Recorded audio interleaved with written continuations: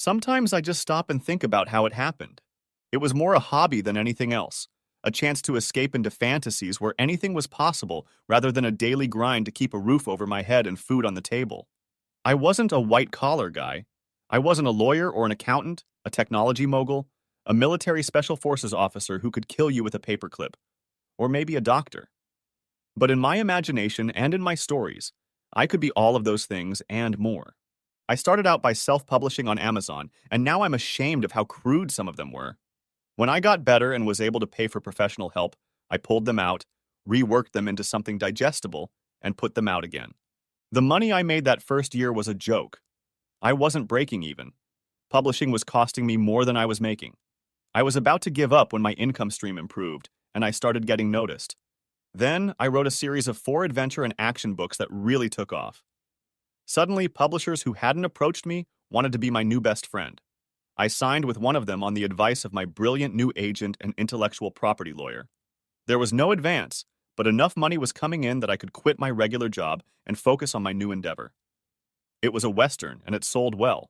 Then I broadened my scope and wrote a novel that shot up the list like a rocket, ending up in the top 20 in several newspapers. Sunday Morning Magazine did a review and sales went up again. Then the movie people got involved, and my agent made a deal with Amazon to make a 3-part action-adventure movie. I was to get about $250,000 for each segment. My agent grinned when he saw the look on my face and said that Netflix was looking at my Western and Hollywood was watching the development of my novel, and that if it got even hotter, the offer would be in the neighborhood of 7 figures. Darla and I went from $70,000 a year together to a 7-figure income that kept growing. It didn't take much effort for me to convince her to quit her job and become one of the idle rich, or maybe just one of the idle almost rich. We bought toys. She bought a BMW convertible. I bought a new Jeep and a motorcycle. Then an opportunity came up and we bought a house on the lake. It was a clearance sale, and we got a heck of a bargain. The owners were in legal trouble and needed the money, and as fast as possible. The house was appraised at $450,000, and we got it for 3. Then Darla wanted a sailboat, even though she had no idea how to sail it. I bought a decent-sized model for the lake, and she joined the local yacht club and took lessons twice a week. I still maintained the work ethic ingrained from years of manual labor. I tried to write 6 hours a day, 5 and 6 days a week. Sometimes everything I accomplished went to waste, and sometimes everything flowed from my fingers to the keyboard. If I was on a roll, I would write for 12 hours straight. And from the outside, it might have seemed like I was throwing money around like a drunken sailor, but I wasn't that reckless. I paid cash for the lake house. Even if we never used it, the deal was too good to pass up. I knew in today's market, I could almost double my money if I had to sell. I paid cash for the cars, knowing that it wouldn't take long for them to depreciate. A new car is one of the worst investments in the world. They lose value the moment they are sold. But we had never owned anything newer than 6 years old, so we ventured out. I was surprised at how unimpressed the dealership was.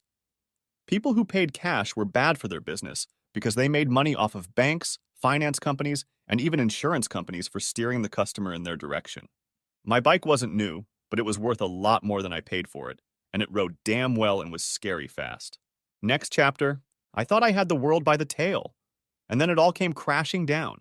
We were still living in our little house because we were too connected to it emotionally to leave it. It took us 5 years to save up for a down payment, and we were very lucky. We bought it when the recession hit and the housing market collapsed in the early 2000s. We paid probably 60% of what it was actually worth and worked tirelessly on it, pouring every extra penny into it. Since we now had money, we talked about expanding it, adding a bedroom or two, and hopefully filling it to capacity. I was 33, Darla was 31, and time was running out. I worked from home in a shed I had built specifically for the purpose. It was well furnished, comfortable, and had all the comforts of an office. I told Bobby that I needed my own personal space, and it was true. I tried to work in the house, but she was always coming in and talking, sometimes seriously interfering with me. And I was especially able to get a lot done on days when I was out sailing, which is what happened today. When we spent time at the lake house, I was still working and had a small office on the first floor. I used the internet almost exclusively for research, but I had a small collection of books that helped me a lot, and I kept them. Apparently, I needed one of them for a story I was developing, and after searching the office and part of the house, It turned out that I had left it at the lake house. Since I was just going to run out to get it and come right back, I took the bike, traveling 25 miles in a surprisingly short time. Of all my toys, this one was probably my favorite. There were no cars in the driveway, but I wasn't expecting any. I parked the bike and rushed inside, running past the bedroom on my way to the study. Something I saw made me stop and turn around. She was standing at the patio door looking out over the lake. I just love this view. She'd obviously heard me. I used to too, not so much now. Miles, what are you doing here? A better question is, what are you doing here when you should be on a sailboat on the lake? I know that look. I used to love looking at you. Who is he? She started to stammer her excuses as the door swung open and her sailing instructor burst into the room. Damn it. I got what you wanted and... His voice broke when he saw me, and then panic set in. Mr. Molson, it's not what it looks like. It looks like you two weren't at the lake doing what I paid you to do. It looks like it was more fun than learning. But maybe you were teaching her something new. Don't smoke, don't lie, just get the hell out. And it goes without saying that your services are no longer required, which I will detail to your boss. Go. I don't have transportation. Then go on foot. You have plenty of time to get out before I get to you, but if I make it, all you'll be able to do is crawl. Take your pick. He was a slender fellow about 5'9", with the deep tan of a man who spends a lot of time on the water, good cheekbones, and beautiful boyish eyes. I intended to shut them both up, maybe punch a dimple in his chin, and he noticed it. He was 2 jumps ahead of me as he popped out the door, and I stood there watching him run down the driveway. When I turned around, she was standing behind me. Honey, Just stop, Darla. It's just the way it is. You couldn't be happy, could you? You wanted it all and you almost got it. Now you'll get some, but it won't be what it could have been. You won't have to waitress anymore, but you might have to go back to work. I want you to think of me now and then, when your feet get sore or your next lover leaves, and realize what you've lost. She let out a strangled cry and reached for me. Don't touch me. I'm not sure how I'll react. Go sit on the couch. Now.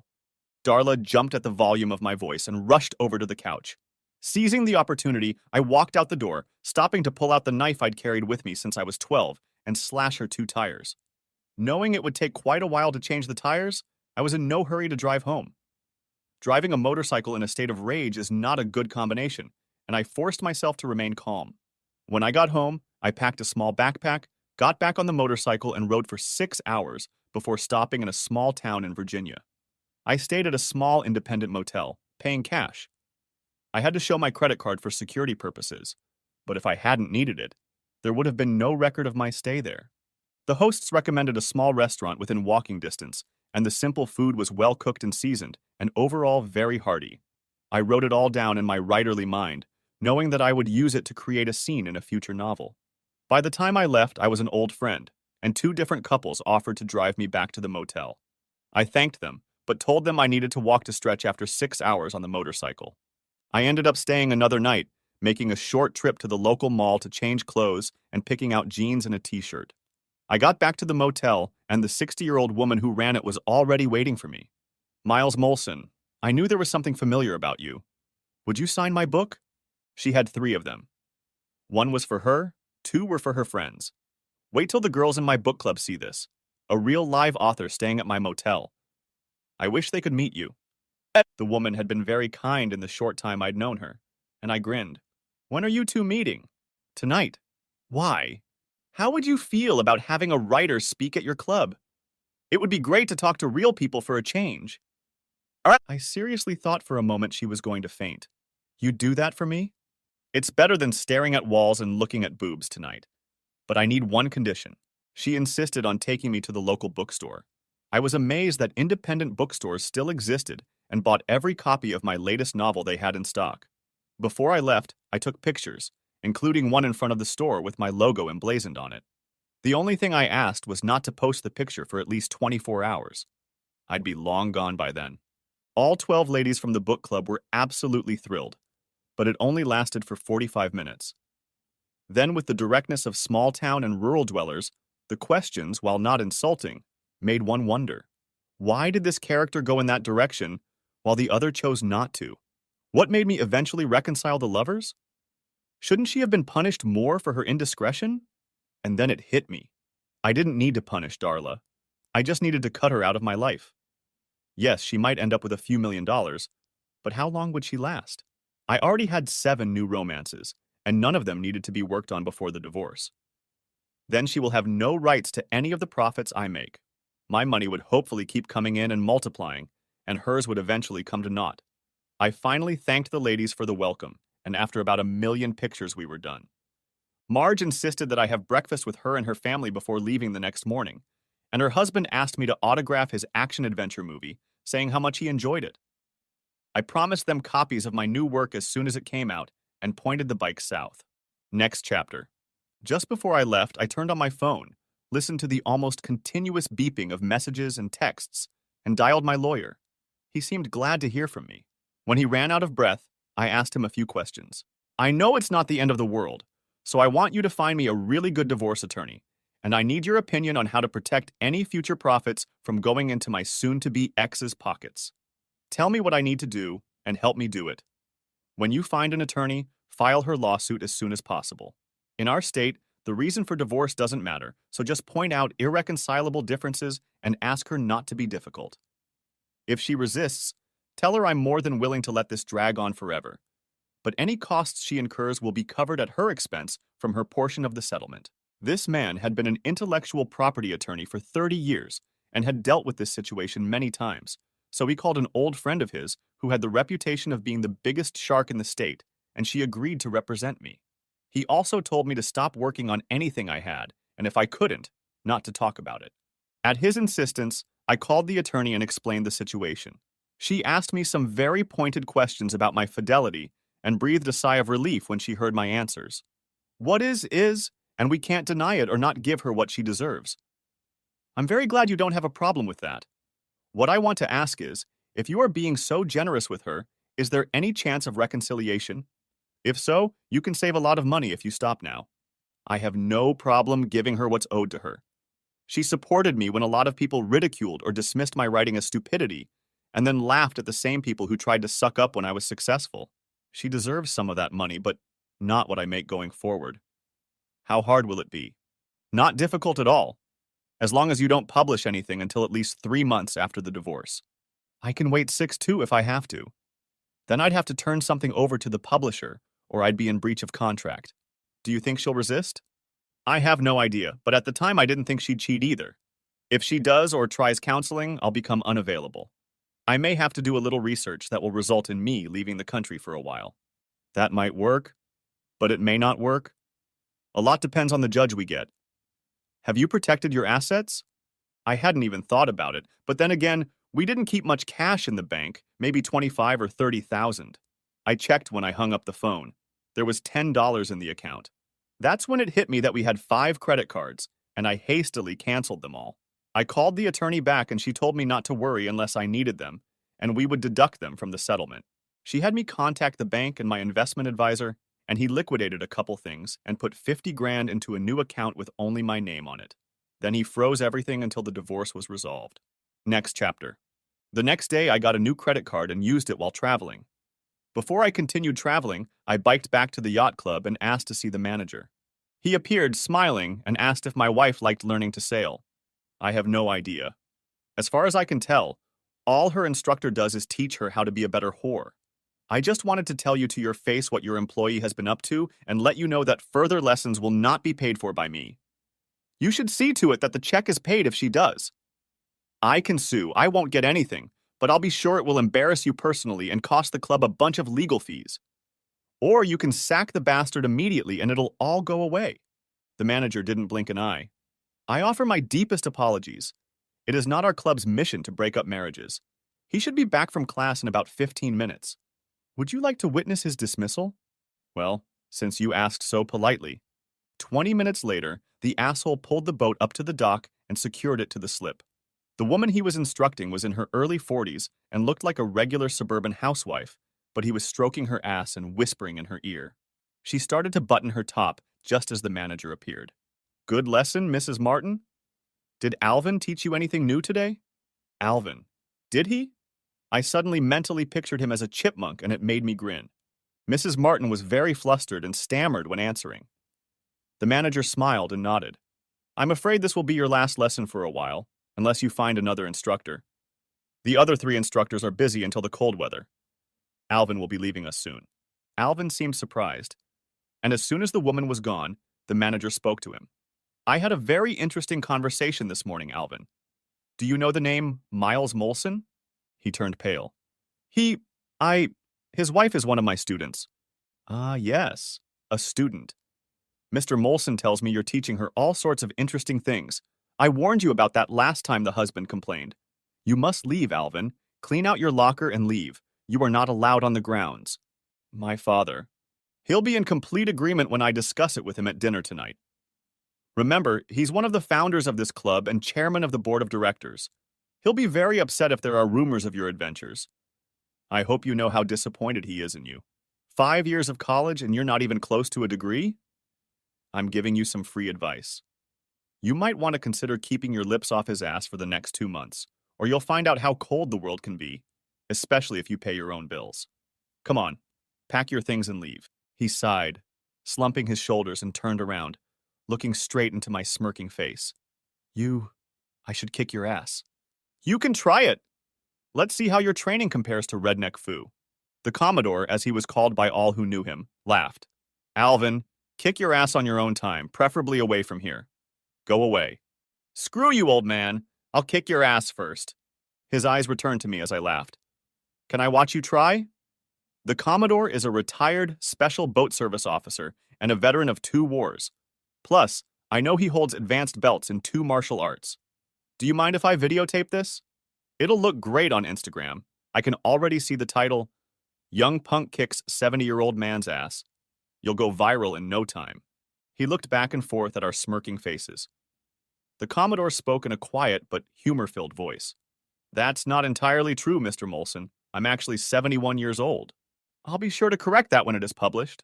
Alvin didn't see any good in the situation, so he stormed past us, muttering and uttering unspecific threats. The Commodore sighed and held out his hand. Square? Squared. You can ask my wife if she intends to pay for a dock for her yacht.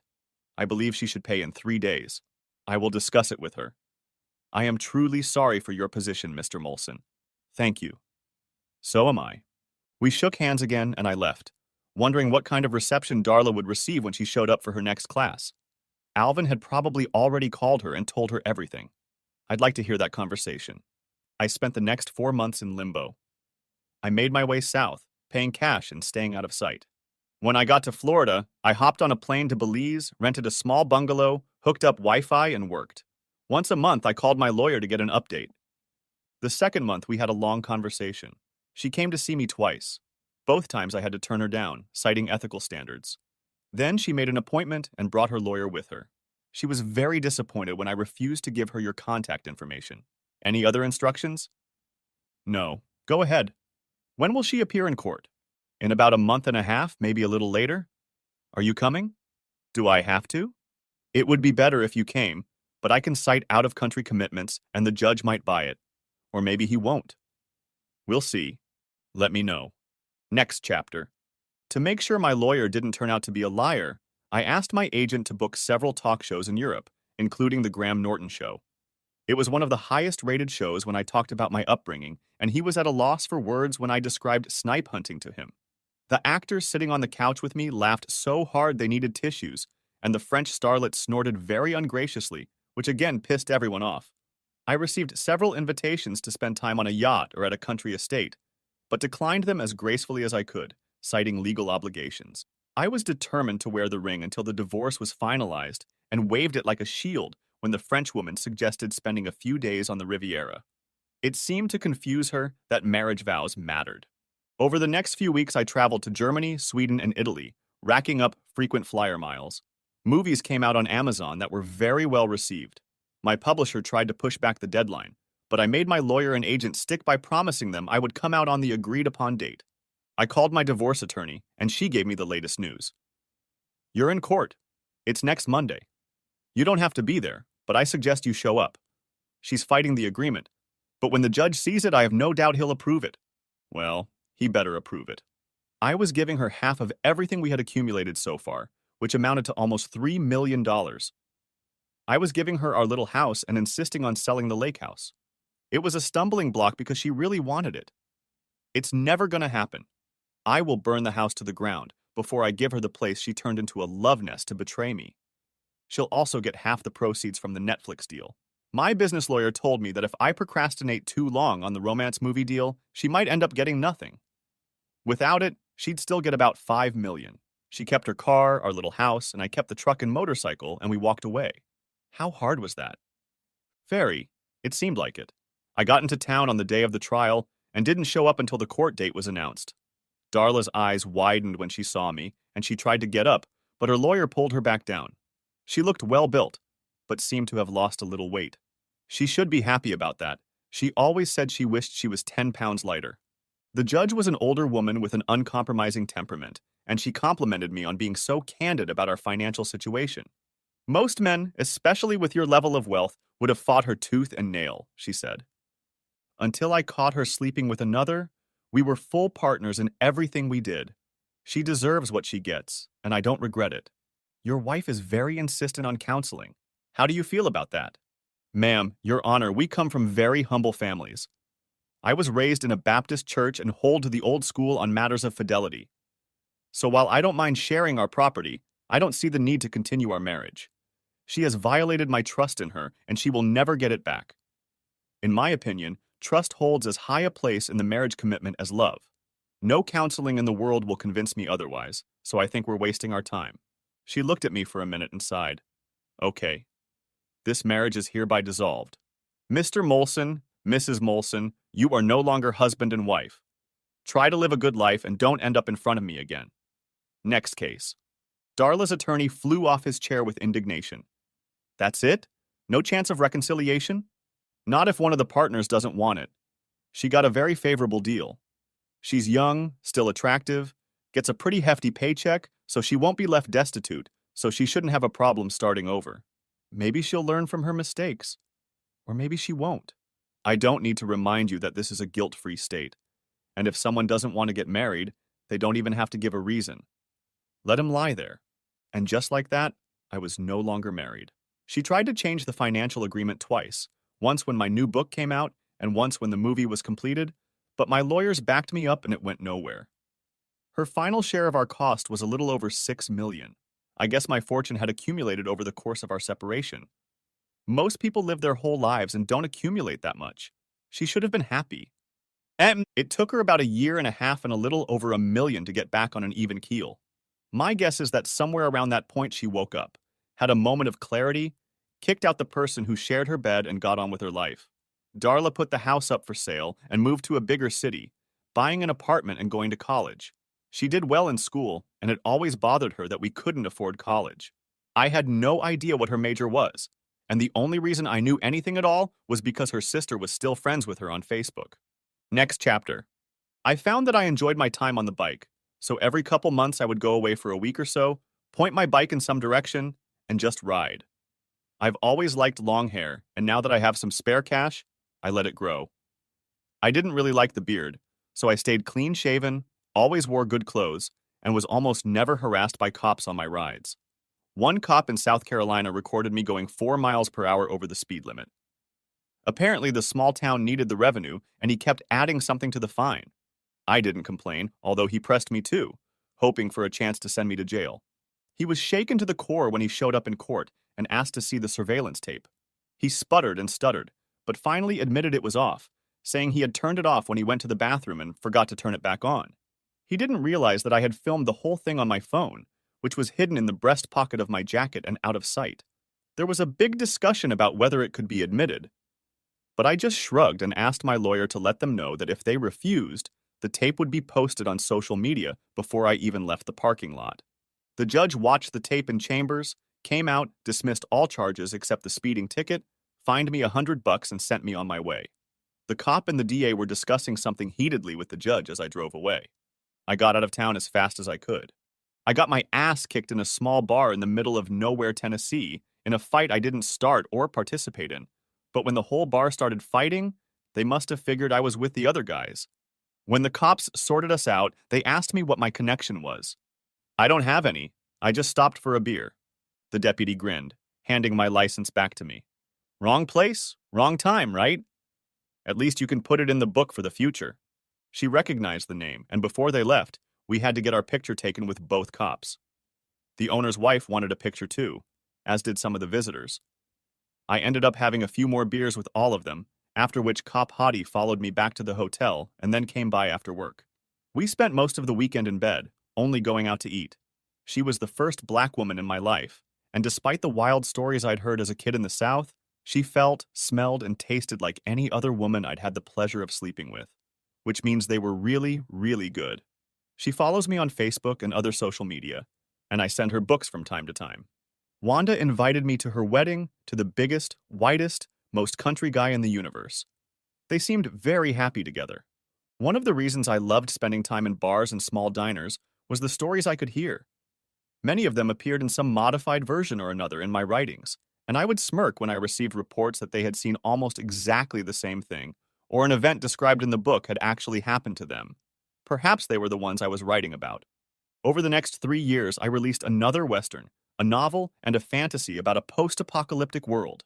They all sold well, but the fantasy was the most successful, which surprised me immensely. They were all sold to production companies. I was invited to a fantasy movie set and spent 2 days enthralled, learning the tricks of makeup artists and special effects specialists. I briefly met the stars, but I didn't spend time with them. I found that I enjoyed watching magic happen more than watching magicians perform tricks. The people making the westerns found out about it and invited me. I even did a movie as Outlaw Hash 3 where I got hanged. It was creepy, but the setup was safe, and the noose wasn't attached to anything, just in case. I was told not to shave for 4 or 5 days, then I went to the makeup chair where they greased my hair, put dirt on my face, and painted my teeth. When they were done, I was definitely not fit to be a presenter. I asked them not to name me in the movie because it was just for fun, and they smiled, saying that most screenwriters wanted out in the open. I didn't do romance, although when I saw the bedroom scene at the premiere, I regretted not doing it. They almost didn't get an R rating. Next chapter. I traveled, I went on dates, I even had 2 fairly lengthy romances, but they came to naught. Darla graduated from college with a degree in interior design and sent me an invitation. I didn't attend, but I sent her a very nice graduation gift and referred a couple people to the firm she worked for. I was in my publisher's office discussing some contract details when I met Ellen. She was of average height. She could use to lose 15 pounds, but she was perfectly on her feet. Still very slender overall. Lush was the word that came to mind. She had a cute little mouth, a pixie nose, black hair, and very blue eyes. I kept wondering where I'd seen her, and then my agent remarked, "This is Ellen Montoya, host of one of the hottest cooking shows on television. She's here to negotiate the release of her 3rd cookbook. She doesn't sell like you do, but she makes very good money." I realized why she seemed familiar. I had one of her cookbooks. I'd caught her eye a couple times, so she must have known who I was. She often talked about the perils of cooking for one, because she was recently divorced and it was the topic of the last season of her show. Gaining courage, I approached her. "If you could eat anywhere in the world, where would you get your next meal from?" She seemed a little surprised, but then smiled. "That's one of the most original lines I've ever heard. My choice may surprise you. It's going to be Yami's Drive-In in my old hometown. I would kill for one of his Yami's burgers with everything you need, with lots of fries and onion rings on the side." She was shocked when I told her I knew of this establishment and had eaten there twice in my travels. This led to a discussion about road food. I told her about a Chinese restaurant in Boone, North Carolina that was in an old farmhouse, and all the rooms had been converted into small private dining rooms. Then I told her about a fat back plate I was once served at a small diner in Greer, South Carolina. She told me about the crab cakes at a seafood restaurant in Maryland and the barbecued lamb she once had in a small town in Tennessee. That led to a discussion of barbecue in general, from all the southern states and a few western states. Damn, now I'm hungry. I looked at my watch and grinned. When I signed my last contract, my publisher had made a big deal of giving me a Rolex. I accepted the gift gracefully, letting him have his moment, and a week later I met with him and returned the watch. He seemed shocked to the core. Don't think I don't appreciate it because I do. It's just that I can't in good conscience own such a valuable thing if all it does is tell me what time it is. You want to do something for me? Sell it and give it away to aspiring writers Maybe high school kids who could use a little encouragement. Think of it as teaching your next bunch of suckers who will make you even richer.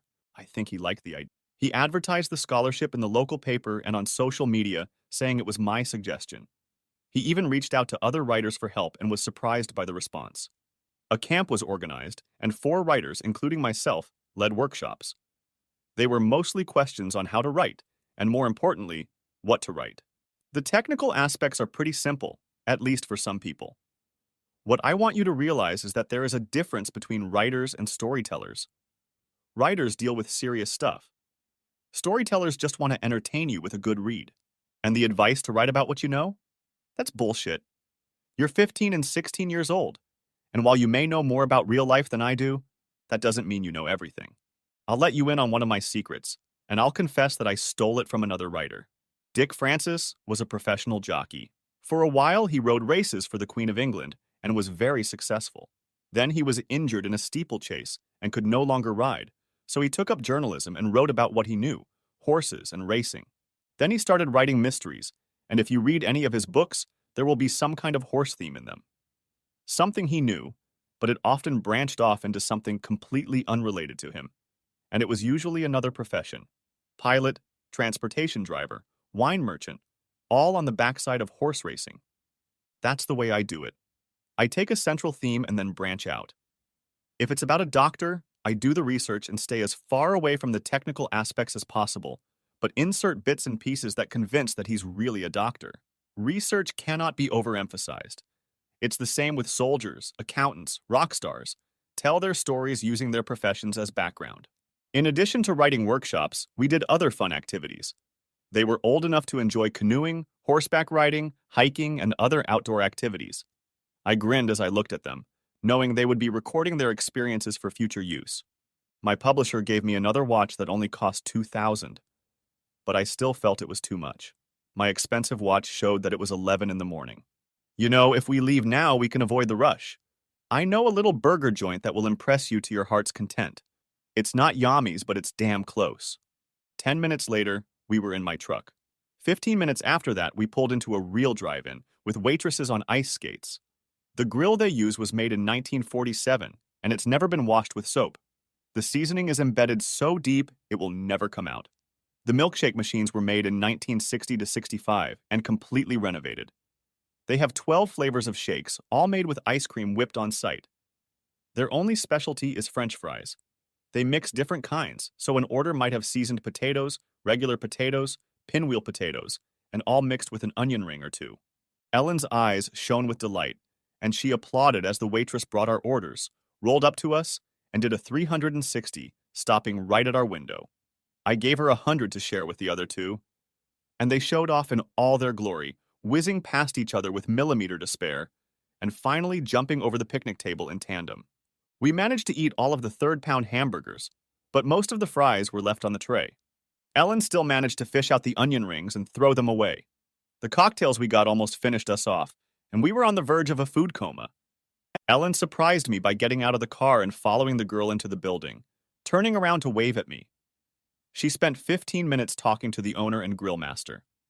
He told her that his cousin had a similar diner in Louisiana, and he always admired it when he visited.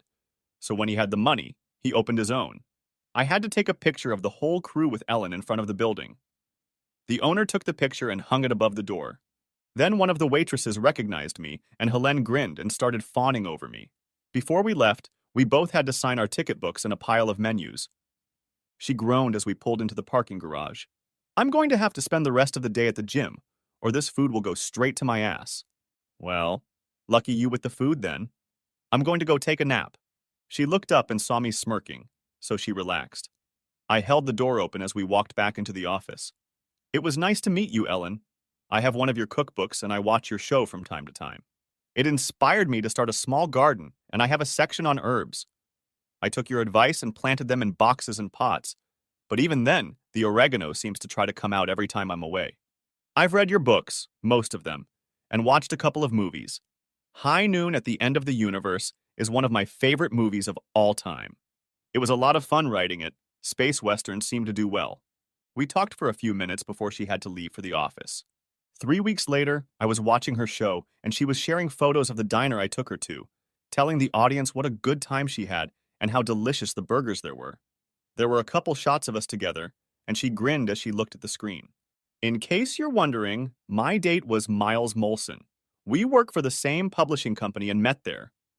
He took me to Mel's Drive-In when I told him how much I missed the hamburgers I was served at a place like this in my hometown. He's a lot of fun to be with. I wonder why he hasn't called me yet. Miles, if you're watching, I'm still single. Hint, hint. She laughed. After getting a phone number from my publisher, I called and left a message. She must have been on set because she called back less than 2 hours later. I assume you watched the show last night. Is there anything you'd like to ask me? Direct and to the point, I see. Ellen, would you like to? Yes, I would. I'll send you my address. Be there at 7 and put on a suit. We're going to one of my favorite places. I'm sure you'll love it. We talked some more until she had to go back in front of the cameras, and a few more times before we left. I put on one of my suits I had purchased back in England and got behind the wheel of my Cadillac. We blended into the crowd at a 5-star restaurant. I recognized a few of the regulars, high-ranking politicians, stage and screen actors, and a few sports figures. Everyone seemed to know who was who and by unspoken agreement left each other alone except for the occasional friendly greeting. Some of the things she insisted I try I didn't like at all, but much was to my liking. We ate as little as possible, but it was a 5-course dinner, not counting dessert. When we left the restaurant, the confidentiality agreement flew out the window. There were several paparazzi hanging around taking pictures of everyone going in and out. Don't mind them, she said, heading toward our car. When she looked back, she saw that I was gone and I was talking to them. They were very surprised, and when Ellen returned, we even took a few pictures together. As we were leaving, she was not happy with me. Why did you do that? Research for one of my next books. I've always wanted to write a murder mystery, and these guys will probably have a story to tell. Besides, we'll be in all the papers tomorrow. What was it that actor from the past said? Any publicity is good publicity? Besides, we're just a B-list at best, and as soon as a big name comes along, we'll be on a roll. I didn't know it at the time, but I had offended her. She considered herself an A-lister of the highest order. Next chapter. People were used to seeing us at events, and she often mentioned me on her show. One day she giggled as she prepared a dish. Miles hates this. Probably not plebeian enough. Plebeian? Well, maybe. I quickly realized we were from different worlds. She brought me home to Texas for her parents' 30th wedding anniversary. It looked like an English homestead had been abandoned right in the middle of a cattle ranch. Seriously, the grounds had to be fenced off so the longhorns wouldn't eat up the landscaping. Her father was big, bossy, and incredibly overbearing. He pulled me into his library, and after a third brandy and a second cigar, I was kind of at a loss for words. Let me be clear. If we ever have a serious relationship and get married, I will marry her, not my family and especially not you. It's in your best interest to leave us alone. He blushed 5 shades of red and was still trying to find the words when I walked out. Ellen found me by the fountain in one of the exquisite gardens on the property. What did you say to Daddy? I told him to mind his own damn business. I saw her jump slightly in the moonlight, and then she started giggling. And what did he say? I don't know. I didn't wait for him to regain the power of speech. I think the shock that someone didn't care about his opinion made him speechless. Now he'll have a grudge against you. And that should worry me, why? Well, if we stay together, it's going to be incredibly awkward at family gatherings. No, it won't. If he acts calm and polite, I'll act the same way. If, however, he gets on his pompous horse, I will try to knock him out of the saddle. She was silent for a moment. Do you even know who my father is? Not really. We've never talked about our parents. He's Emilio Montoya. He owns Montoya Avionics, among other things. He designed the equipment that's in every airplane that flies in the air. Daddy is thinking of teaming up with another tech giant to develop a rocket ship for space tourism.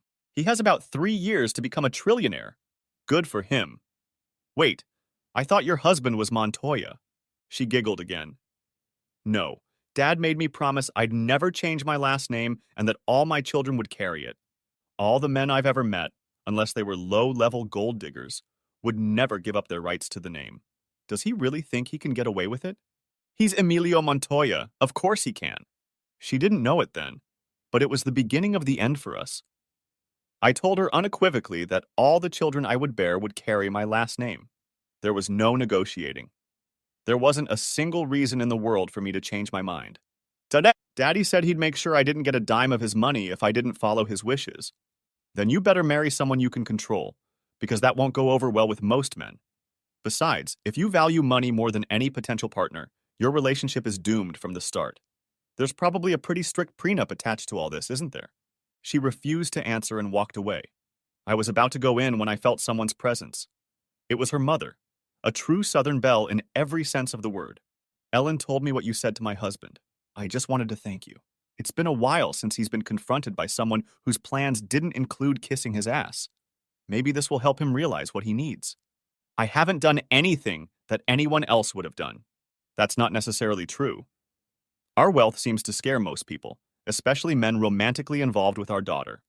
We talked for about an hour. She urged me to be patient with Ellen, that being away from her father's influence seemed to be good for her. I told her that she had been talking about children, and from the look on her face, it was news to her. She sighed. He wasn't like this when we got married. Success, the huge success he's had, has turned his head and given him an exorbitant sense of self-importance. How do you put up with him? Her teeth gleamed in the moonlight. When we started out, we had nothing, so there was no need for a prenup. When he became more successful, he had the nerve to present me with a postnuptial agreement. I will never forget the look in his eyes when I tore it up in front of him and his lawyer.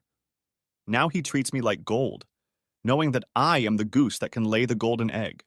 If we split up and I get 50% of his share of the company, anyone I team up with can take over and force him out of office. I think it keeps him up at night sometimes. Looking at her, I wondered if I could live like that, but thankfully it wasn't my life. She led me into an empty bedroom and I drifted off to sleep.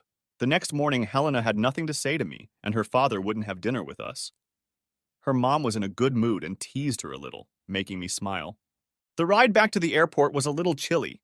A week later, we kissed and made up, but that conversation stayed in my mind the whole time. We each had separate homes, but for all intents and purposes, we lived together.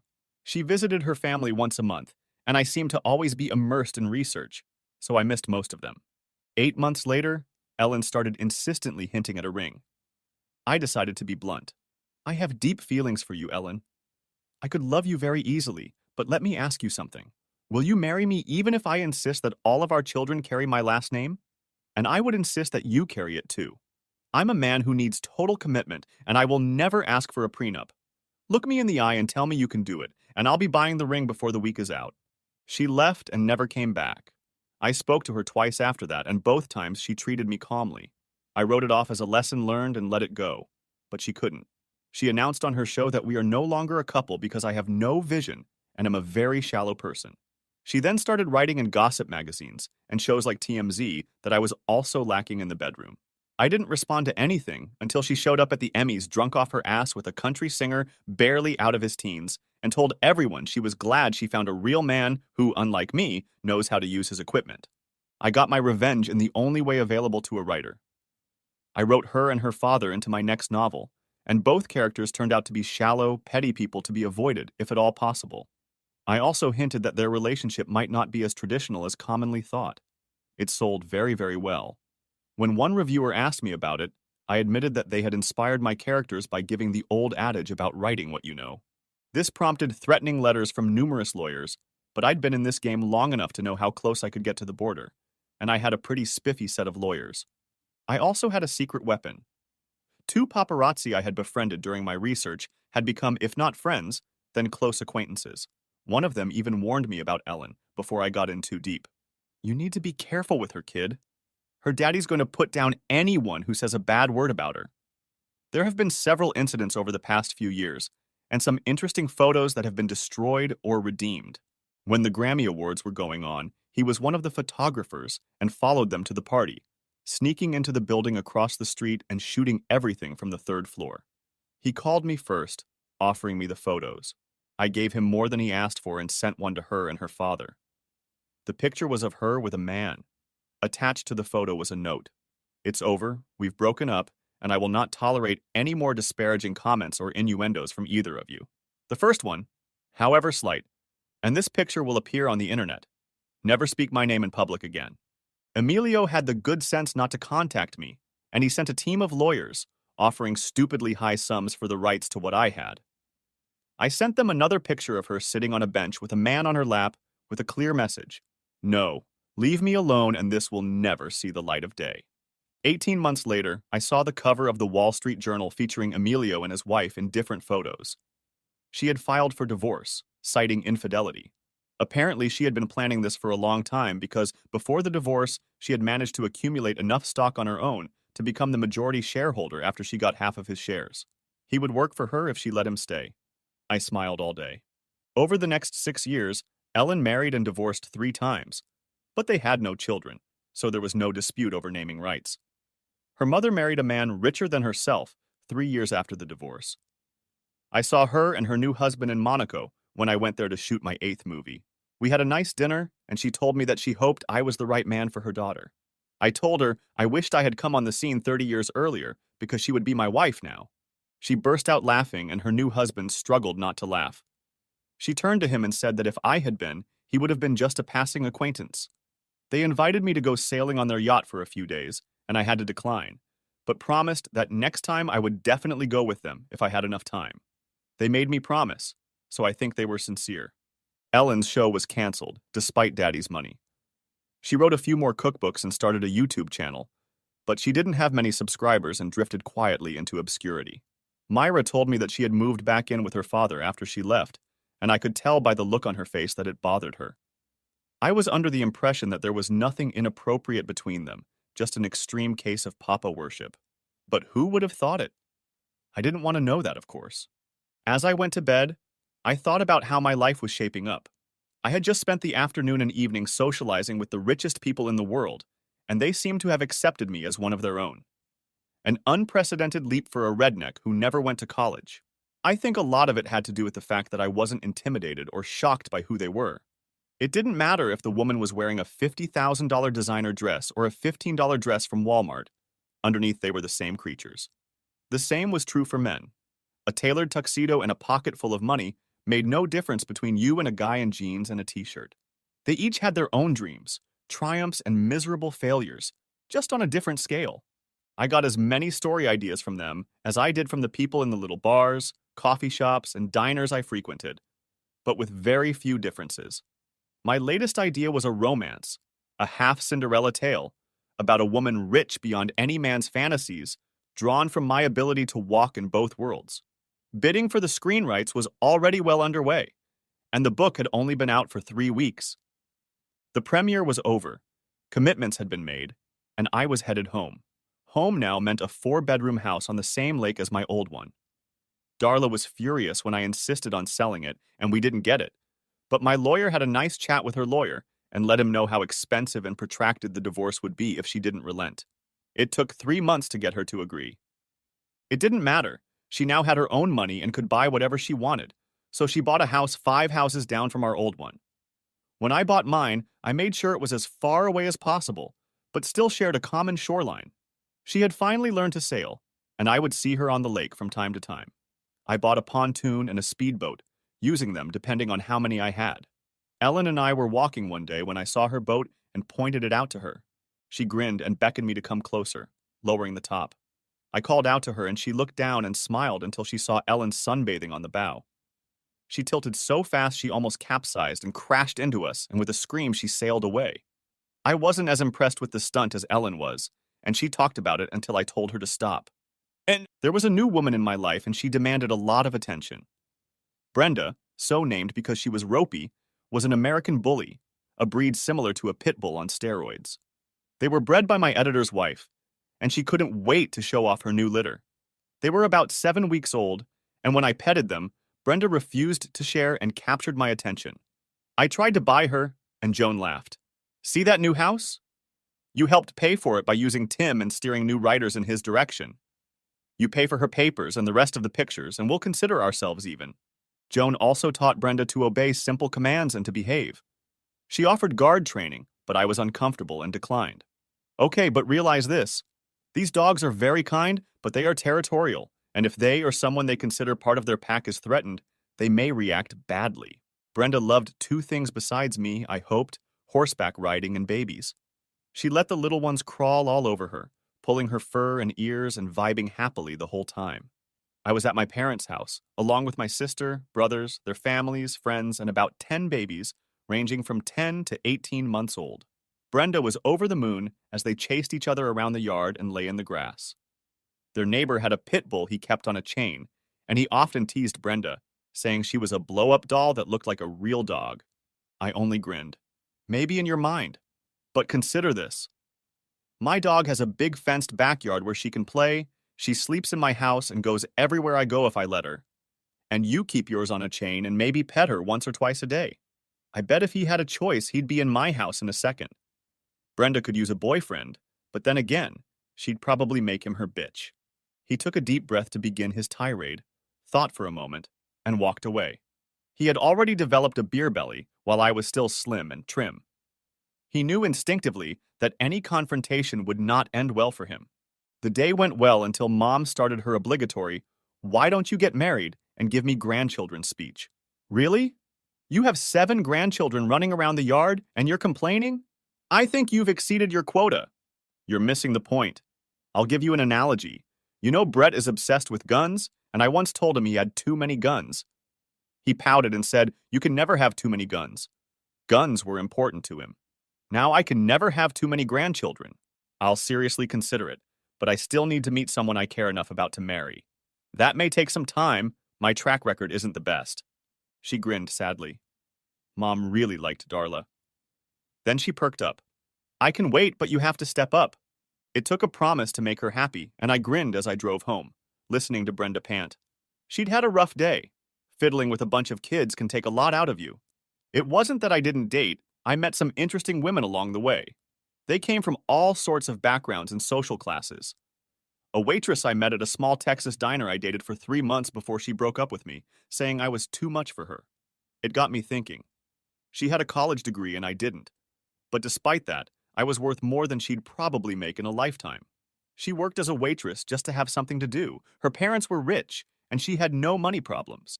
It all seemed strange to me, and I was somewhat relieved when she gave her little speech. Then I was dating a singer from Detroit who had dropped out of school in 9th grade, but had made her way to the top of the music charts through sheer will and extraordinary talent. I thought we were getting close when she ended the relationship by saying that, according to demographics, I was too white for her, and it was hurting her sales. I think that told me where her priorities lie. Next chapter. Sometimes I thought I'd never be a match for anyone again because I'd developed a habit of completely isolating myself when I started writing, disappearing into my office for weeks on end. On the other hand, if I had a family, I might have changed my priorities. I often feared I'd run out of ideas, and then a news article or an overheard conversation at a diner or bar would set me off again. I ran into Darla at a yacht club where they were celebrating the Commodore's retirement. He was 75, and the board of directors would have been more than happy to let him die in office, but he wanted to go to the islands, which was very unspecific, so he had to be let go. I became, if not a friend, a warm acquaintance. When I had a nautical question for one of my novels, he was the first person I thought of, and I invited him to dinner to reflect. When I needed material for a novel about a retired military man, his years of service gave me everything I needed. For that, I paid him a consulting fee and acknowledged his contribution in the foreword. He was a great lover of history, especially maritime history, and often spoke of his fascination with the failed attempt to find the fabled Northwest Passage that led to the death of Admiral Franklin and the crews of both his ships. Oddly enough, it seemed that more people were lead poisoned than the elements, as a result of the canned food they were carrying being sealed with lead. As a retirement present, I received a custom-made replica of HMS Terror, the Admiral's flagship. It was built into a large bottle, and you could tell he was touched when he opened it. As we chatted, I came face to face with my ex. She looked a little scared, but when I didn't try to decapitate her on the spot, she relaxed. It was actually a pretty polite conversation, and we talked about safe topics. She showed me her wedding ring. He's a good man, Miles, quite successful, and I know without a doubt that he loves me. She was waiting for me to say something, so I congratulated her. Then I grinned. Already got him to sign a prenup? She laughed. He's a lawyer in his father's firm, so the prenup is a given, more to protect him than me. I met him when I needed to get rid of Boy Toy. I remembered reading about it in the local paper. She'd been with the guy for 2 years when she caught him with someone else and kicked him out. He tried to beg for forgiveness, but when she refused, a lawsuit ensued. He demanded alimony from her, claiming she should maintain the lifestyle he was used to. The whole thing was hilarious. His lawyer told him he didn't stand a chance, but he persisted. And when they went before the judge in the old Law and Order style, he was defeated. After hearing the evidence, the judge didn't even retire to the chambers to deliberate. He banged his gavel with vigor. The suit is dismissed for lack of legal standing, among other things. Sir, it requires you to have lived with someone for 7 years as husband and wife, and you lived with her for 26 months. You didn't work the entire time you were together, and she supported you, so I believe all her debts to you are paid in full. You are young, healthy, have a university degree, and with the current labor market situation, you should have no problem finding a job. The case is closed. Her attorney stopped the judge. Your Honor, my client would like her property returned to her. This man is driving a car she paid for, and it is registered in her name. Her ex became furious. She gave me that car. It's mine. The judge looked at Darla. The woman grinned, taking great pleasure in what was happening. Your Honor, I bought the car because he needed transportation. I paid for it, it's in my name, and I never once said it was his. But he can have it, if it means that much to him. He just has to put her in his name and make the last 17 payments. Ordered. I understand it's a convertible Camaro, and it cost over $70,000, so you're getting a hell of a bargain. Get all the paperwork done in no more than 2 weeks, and if you can't find financing, he'll get back to her immediately. Understood? His lawyer spoke before he could mumble. Understood, Your Honor. The lawyer told him he'd help and paid off the loan, and once it was transferred into his name, the lawyer took it away for non-payment of the bill. I smirked when Darla got the idea. Don't you dare put that in the book. It's already half written. You'll be pleased to know that your heroine is fragrant as a rose, has met Prince Charming, and lives happily ever after. Life seems to mirror fiction. She was silent for a moment. I let it master me, you know. All those years I was living well, and then I had money, and it warped my reality. What was it your uncle used to say when all those people were getting a tax deduction? That they all became rich rednecks? Well, that was me. I just took it to the extreme. If it means anything, I'll regret it until the day I die. But I know you'll never forgive me, so I have to move on. If anything, I'm really sorry. Before I could respond, her new man approached. I noticed the suit, the perfect haircut and gleaming teeth, the hint of the God complex so common to doctors and lawyers in his eyes, and wondered if she was making a mistake. Then he looked at her and clucked his tongue as she pulled him in for a kiss, and I knew she was going to be okay. We talked for a few minutes, and I got the feeling that I had made him nervous, so I moved on. I shook the Commodore's hand and told him not to forget me, because when I ran into a problem on which I needed expert advice, he would be the first person I would call, even after he moved back to Scotland. He really appreciated the gift and told me what a retirement present he had given himself. I am joining a team that is going to repeat Admiral Franklin's route, and with global warming affecting the Arctic so much, we may well go through the legendary passage. I wished him luck and told him to keep a videotape and post it for all to see. He liked the idea. Just as I was about to leave, he put his hand on my shoulder. Let me introduce you to my granddaughter. She has flown in to help me complete my life here, something I didn't even realize I needed so badly. Miles Molson, I would like to introduce you to Fiona Wallace, my second oldest granddaughter. If I had expected to see a fiery-haired Scottish girl with green eyes and a host of freckles, I would have been sorely disappointed. Fiona had naturally blonde hair, blue eyes, and was just over 6 feet tall. She looked like a Scandinavian princess, perhaps Freya from Viking mythology. As she shook my hand, amusement splashed in her eyes. Not what you expected? I wasn't expecting anything, but if I had, it wouldn't have been you.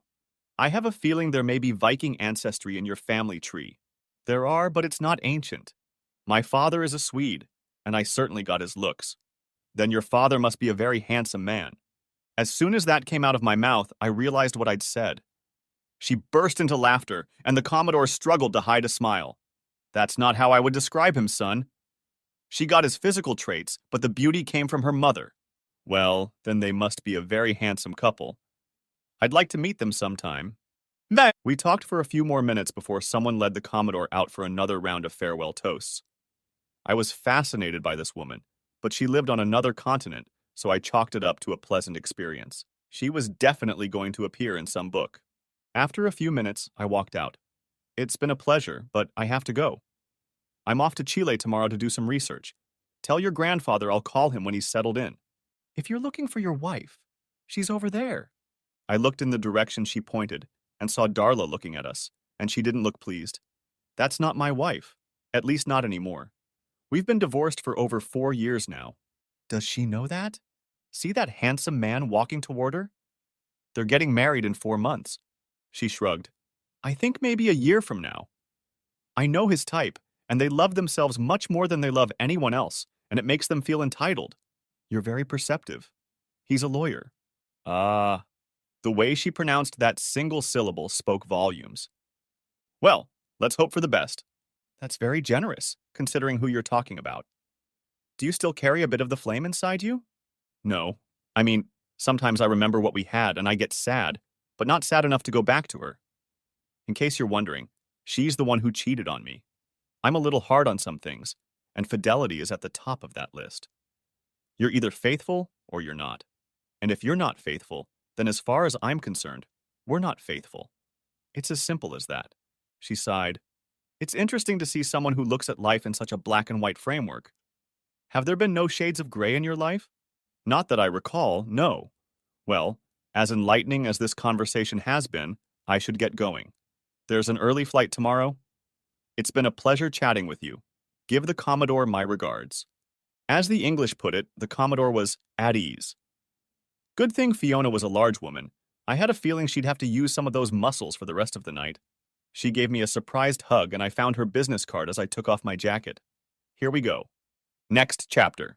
I spent a couple of very relaxing and interesting weeks in South America. I studied coastal privateering, and it had a rich history going back to the 1500s. I hired a local professor to guide me, and we visited places I'm sure tourists have never seen. Most of the people were open and friendly, but we visited one remote village that was only accessible by foot or mules, and to say they were suspicious of strangers would be an understatement. On the second day, they warmed up a bit, especially after I got drunk on beer of their variety and sang songs to them as we danced in a circle. I played my harmonica for them, and the headman liked it so much that I gave it to him as a parting gift. The professor was amazed when they showed us some of their treasures. Coins from Portugal, Spain, and Britain, mostly gold. We got to talking on the way back down the mountain, and he swore me to secrecy. I agreed, knowing what a horde of treasure hunters such news would bring. I never told him about the Spanish doubloon in my pocket, a gift from the family I was staying with. I had become convinced that in remote areas candy was worth more than money, especially when given to children. I handed the package to my wife, telling her to distribute them wisely.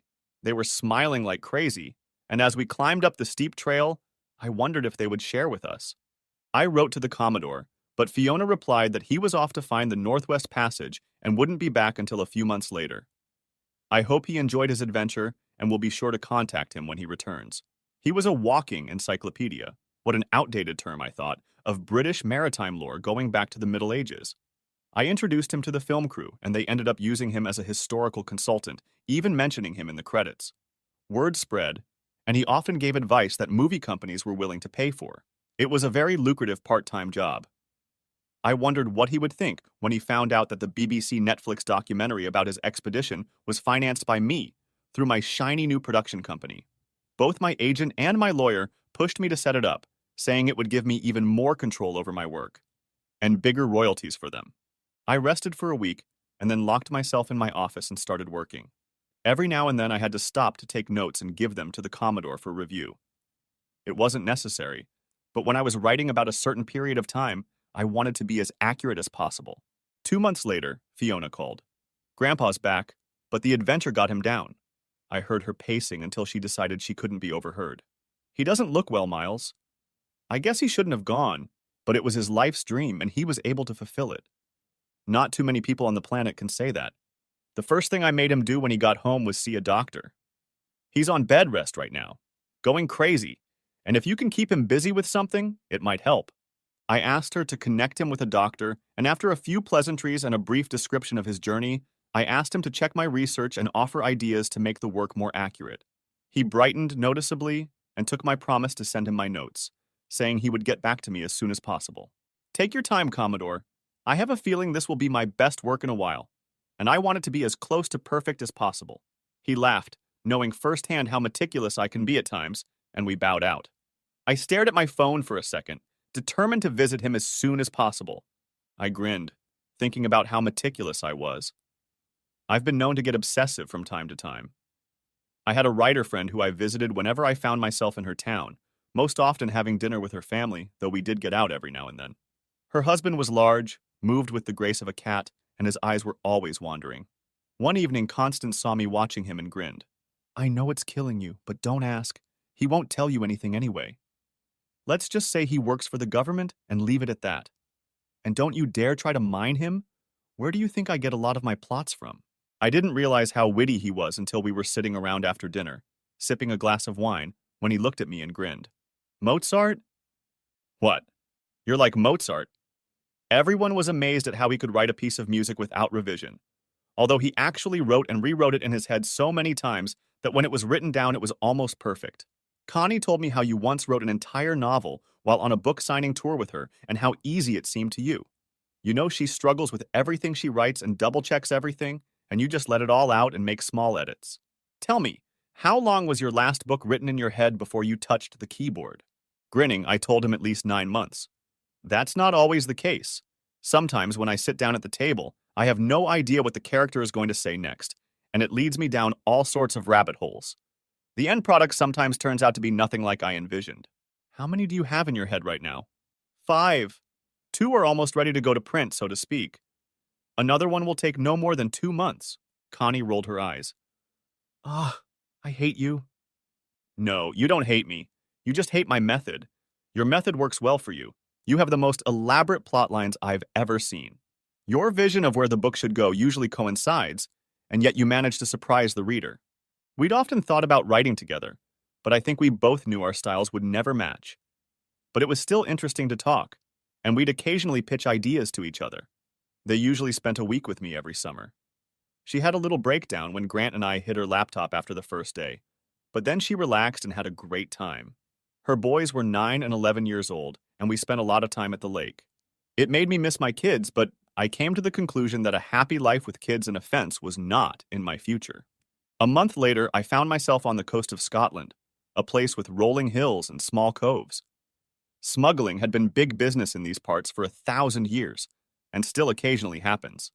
Unfortunately, now the smuggling was mostly drugs. The Commodore had a small estate that had been in his family for generations. The death of his wife had hit him hard, and he had moved to America so as not to be reminded of her everywhere. Fiona and her husband used it while he lived in the States, and just before he returned home, they separated for unspecified reasons, leaving her with their son while he moved to Portugal. Ian was 12 years old, a fiery-haired lump of energy who never seemed to settle down. He would take me on walks along the ridges overlooking the ocean in between sessions with his grandfather, and for his age, he knew a lot of the history of the area. In fact, he gave me the basis for my next novel. Over there, he said, pointing down at a small cove. That's where the Vikings landed in 940. They sacked the local village and took most of the women away. 3 years later, a flotilla was sent against them in retaliation, and they brought the women back, as well as many Viking girls. I think they decided it was a kind of revenge. That led to raids and small wars. And now most of the locals have at least a little bit of Viking DNA in them, and red hair is common in parts of Scandinavia. For a 12-year-old, Ian was quite bright, and Fiona encouraged him every step of the way. One evening we sat in their patio, using the new fireplace the Commodore had installed, and just talked. I complimented her son. She glowed. Yeah, he's a great guy, and I think he's sharp as a tack. He likes you a lot. I like him too. Sometimes when we talk, I almost forget he's a kid. If he had been born 2 centuries ago, he would have been a corsair. I suspect the Commodore had a lot to do with that. The Commodore would have made an excellent privateer. I don't doubt it. His military career gave him plenty of chances to pretend to be one, I'm sure. He doesn't usually talk about it much, but sometimes if he's relaxed enough and has had a few drinks, he tells stories that make the hairs on the back of your neck stand up. I knew. Many times when I counseled with him, it was just a chance to have a drink and hang out with him. I'm sure he told me stories no one else had ever heard, but also sternly warned me not to use any of them until after he passed away. Meh. Shifting the conversation, she told me a little about her ex. Gustav hated the sea, which is surprising for a Norwegian who grew up on the coast. I'm sure he had Viking blood running through his veins. Are you a sailor? I sail when I can. We have a small boat, and if it were up to my son, we'd live on it. There's nothing like being out on the open ocean, living subject to the wind and the currents. I'm afraid I wouldn't make a good sailor. I get a little queasy at the sight of land. My lineage gravitates more toward the mountains and prairies. She commented on my ex, and I ventured to ask about her marriage. She sighed. I know it sounds corny, but we just drifted apart. He gradually became less and less interested in his family and became obsessed with his career. Eventually, he practically lived in his office when he wasn't sharing his not-so-secret apartment with his companion of the month. Eventually, I got fed up with the farce and confronted him. When I offered a way out of the situation, he almost pathetically rushed to agree. I received a lump sum that will provide me with a penniless existence for the rest of my life, and Ian is assured of an education up to graduate school. For a moment, she stared lost in the fire. Then continued, I know this sounds civilized and unemotional, but I was hurt. I never let anyone see it, but there were many nights when I cried myself to sleep. Not so much because of him, but because of what we lost. How did Ian take it? I don't think it hurt him as much as it did me. His father had always been a bit aloof and hardly spent any time with him, so when he left, it was hardly felt. I think that was even a good thing. I took a chance and leaned toward her, wrapping my arms around her. To my surprise, she hugged me so tightly that we almost fell off our chairs. Come on, she said, getting up and leading me to the wicker couch. She snuggled against me, murmuring into my chest. There, isn't that better? Not just better, but better. It's impressive. She giggled, still not letting go of me. After about 20 minutes, she pulled away and stood up. Thanks, Miles. It's been a long time since I've been in the arms of a man I could trust. No, don't thank me. It's been a very long time since I've felt this happy hugging a woman. Maybe we should snuggle up to each other tomorrow to make sure this isn't an isolated incident. Her laugh was deep and rich. I'll take that under advisement. Now off to bed, separately. I'll see you in the morning. She turned to leave, then turned around and plopped into my lap, kissing me with passion and abandon. That lasted probably 2 minutes or less before she jumped up and ran off into the house, giggling in the air. The next morning she hardly spoke to me, and I spent 5 hours with the Commodore, recording the exploits of his long and varied career in Her Majesty's service. At last we were interrupted when he said he was tired, and I went on deck, pondering what he had told me. Looking up, I saw Ian smirking at me. Come with me. Mom has something she wants to show you. He led me around the house to meet Fiona.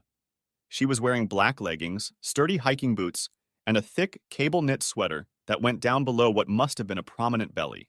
She smiled, took my hand, and, leading Ian in front of her, led me through the marshes to the cliffs above the sea. She stopped and looked into my eyes. I want to show you something. Before I do, you must promise everyone you care about never to write or talk about it. It is a secret that was born here and must stay here. It is sacred to the locals, and some of them will be very upset if I let an outsider see it. Promise me, Miles. I thought for a moment. I promise. I promise for my affection for you and your son, for my deep respect for your grandfather, and most importantly, for my personal honor. She looked at me intently and only then nodded. Then she smiled. Ian, get the rope ready. I'd been wondering what was in his backpack, and now I knew. He attached the rope to a weathered tree and slung it over the edge. He grinned at me. Relax, there's a trail here, but it's very steep and you can't afford to stumble. Just hold on to the rope as we go down and you'll be fine. Fiona went first, and it really wasn't easy. I followed her as best I could with Ian following behind. We descended about 80 feet and stopped at a ledge rising above the sea by maybe 10 feet. It was not a calm cove, but high waves crashing against jagged rocks. Fiona walked to the edge of the ledge and seemed to disappear. Ian walked over and found an opening large enough to pass through. The shape of the rock made it almost invisible. Once Ian was inside, she lit 2 torches and grinned. We could use electric flashlights, but that seems sacrilegious. Follow me. We walked about 30 feet before a passage into a huge cavern opened up. The sound of falling water could be heard in the background. Fiona raised a torch above her head, and it illuminated her a bit before disappearing into the impenetrable darkness. Here we are, the last refuge of Garioch. We are across from the city itself, and this land has belonged to my family for centuries. No one knows who discovered it, but it became very convenient when the Viking raiders showed up. The men would bring the women and children down the cliff, and they would take shelter here. Then the men would stage a gunfight to attract their attention and disappear into the interior of the island. Usually, the raiders would loot whatever they could take and then shell the village before leaving. Look to the left. There were inscriptions on the wall, layer upon layer of names and dates carved into the stone. The oldest one I saw was 1103, some written in obscure languages. Fiona looked at him grimly. It's a tradition going back in time. Well, you've seen the dates. It's the name of every woman and child who survived because they could hide here. There's a spring, a good supply of clean, sweet water, and they kept enough supplies in the hiding place to last a month. They didn't leave until the supplies ran out, or the men called them out of hiding. Look here. She led me to another section of the wall, again modeled with names and dates. These are men and women who died defending their families. Let's go. She led me to a far corner, and I was amazed at how large the cave was. A stone couch stood there, and on it lay the skeletal remains of a woman, her bones frozen in her resting place. This is Agnes of Garioch. She died leading the defense of this place the one and only time it was discovered by the Vikings. They always kept sentries, and those sentries heard their approach. You saw how narrow the entrance is, and they fought them off with bows for 5 days until they ran out of arrows. Then they fought their way in, where they were met by women and children 12 years of age and older, armed with maces, daggers, and spears. 43 women and 19 children fought the Viking warriors to the last man. The men, returning with part of the raid, came down from the cliffs and attacked them from behind. Not a single raider was able to get out of Scotland. The village captured 2 of their ships and the treasure they had looted before coming here. They took the ships out into the ocean and burned them, and threw all the bodies into the bay in front of the cave. If you were to dive underwater, you might find an artifact or two, but the sea is so treacherous that you risk life and limb. Agnes was the last to die, taking 2 raiders with her. They built this chair and decorated it with necklaces and rings taken from their enemies. According to local legend, she watches over us now. The treasure is still intact, beneath the sediment that has settled on it. No one would risk her wrath to steal it. When did this happen? As far as we can tell, around 1096. When the Luftwaffe bombed nearby air bases and towns, many took shelter here. Look at this. She raised the torch again, and I saw it. Agnes Wallace, Jane Wallace, and Harold Wallace, 1944. My grandmother, mother and brother. I stood, stunned, trying to let the history of this place seep into my bones. If these walls could talk. Then I realized they were speaking, through names and dates. Ian stood beside me, enjoying the look on my face. Look here. Ian, don't... She managed to mumble before he raised the flashlight. It was a wall of names, female and male. What's this? When a local woman wants to marry or make her intentions known, she writes her name and the name of the man she's interested in on this wall. Other women would see it and know the man claiming them. I can show you great-grandmothers from 300 years ago, all the way back to my grandmother. Fiona looked a little embarrassed when I asked where her name was. It's not there. Maybe it shows that I knew what we had wouldn't last. If I ever write my name on the wall along with the name I was meant to have, it might as well be written in blood because it will be for life. I admired the place for a few more minutes before we left. When we got back to the top, she asked me one more time to assure me that I would keep her secret. You don't know me very well, Fiona, but I never betray a trust or share secrets. If people find out about this place, it won't be from me. She looked me in the eye. Good enough. For your information, the cave is strictly a woman's place. Men in our parts usually only get to see it once. They respect that custom, and the cave holds the memory of brave men and women over the centuries, many of whom have died keeping the secret. I grinned. I will keep my word, but you know it would kill me to think of all the books I could write about this place and how many times it has been seen. Next chapter. Ian walked ahead of us, stopping every now and then when something interested him. We talked about him, about how proud she was of him, how she hoped to get him into a prestigious boarding school. She noticed me frowning and asked. I shrugged. Different cultures, I guess. There aren't many boarding schools in my country, and they're mostly military academies. If I ever have children, I want them to be as close to me as possible while they're growing up. She thought for a moment before changing the subject. I'm worried about my grandfather. So am I. But we have to face facts. He's almost 80, and his dream took a lot out of him. Nevertheless, it was the fulfillment of a lifelong dream. How many can say that they actually sailed through the Northwest Passage? When we get back, I'd like to show you something. I'll make the same request of you that you made of me and ask you to keep it a secret. I think you will like what you see." That evening, after everyone had settled down, she knocked on my door. I had already set up my laptop and sat her down in front of it. Soon she was snorting, and when the clip ended, she was crying, huge tears. She settled into my arms and gave what can only be described as a good cry, and then pressed herself against the wall and fell silent. I showed her some footage from the trip. Some of the footage was very powerful. One in particular stirred her. It showed her grandfather at the helm singing Northwest Passage during a storm, with rain and snow whipping him and the wind rubbing the sails. The voyage was on a sailing vessel, built after the pattern of those in use at the time. Besides the sails, it had an engine, but so did Franklin's ships, although those had steam, and this one had diesel. Global warming had melted the ice to the point where travel was possible, and many had already taken advantage of the passage. Still, the journey took 10 weeks. Along the way, stops were made to visit historical sites, including the island where Franklin was supposed to be buried, though no one knew exactly where. Historically, the failure of the voyage has been covered many times, with countless expeditions being sent out to find out the fate of the crew, so the producers touched on it very lightly, just enough to set the stage. I spent another 3 weeks before I had to leave. By then, the Commodore was almost bedridden, and we had many conversations, most of which I wrote down. Fiona and I grew close, though we never really crossed the line. It was very hard for me to leave, and I was surprised at how tightly Ian hugged me.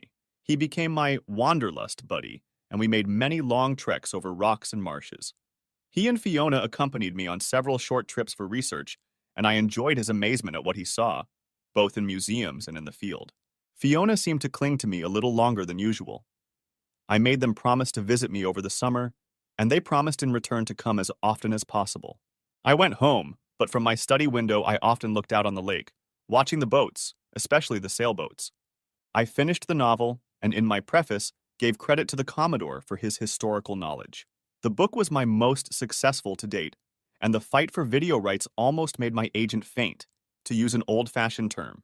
Fiona and Ian gave me a very nice call, especially about the dedication.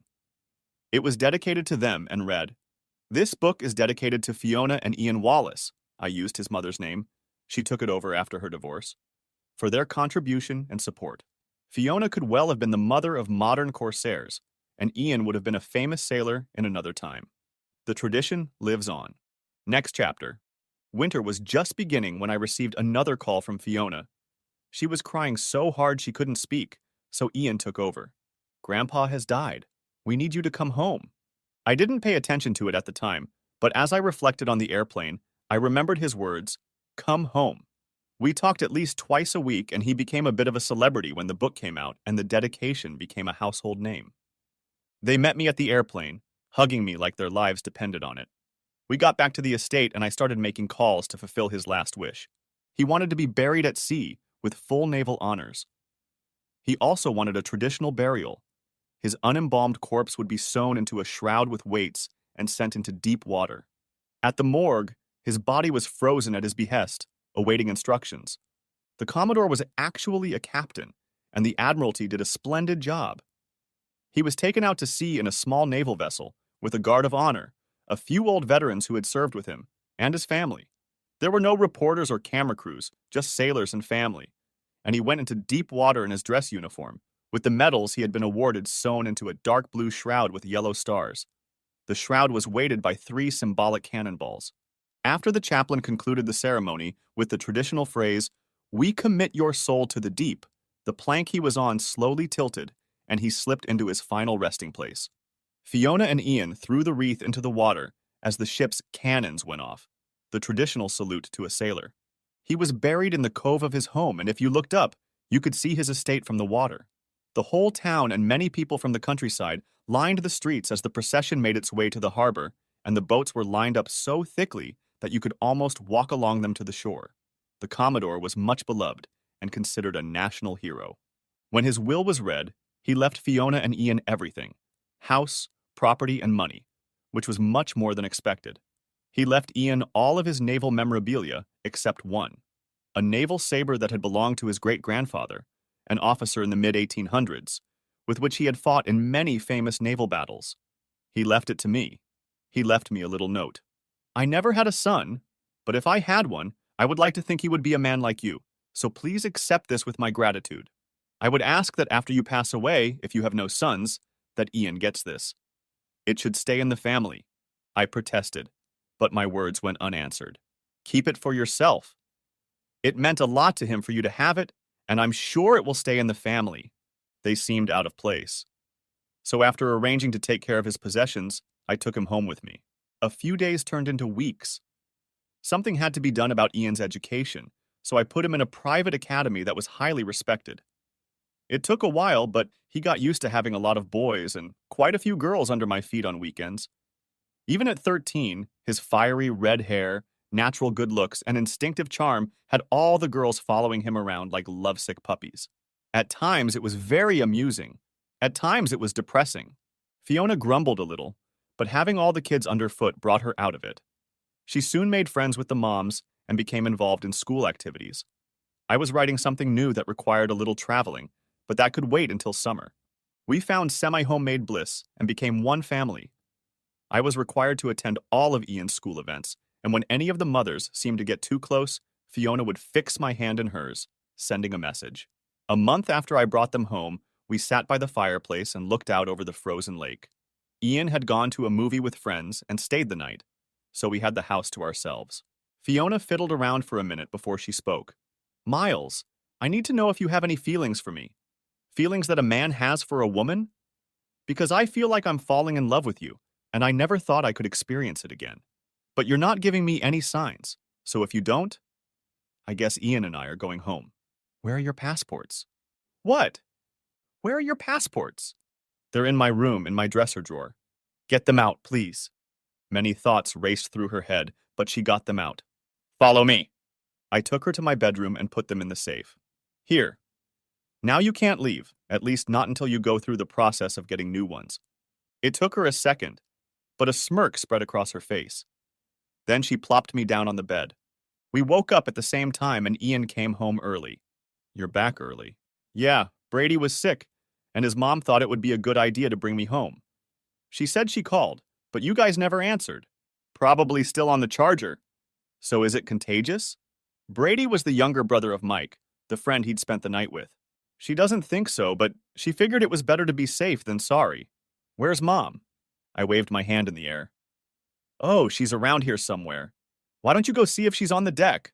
His eyes widened and he grinned. On the deck. Yeah, I will. I turned and saw Fiona standing there looking horrified. Go take a shower and get dressed. I'll talk to him. What would you say? I would say that you know how things work. I'll also tell him that I respect you very much and will not tolerate disrespect. He'll either accept it or he won't. But you saw him grin. I think he agrees. She disappeared into her room and I went out on the deck. Ian was sitting there watching the boats, turned and grinned. So you and your mom. Yes, me and your mom.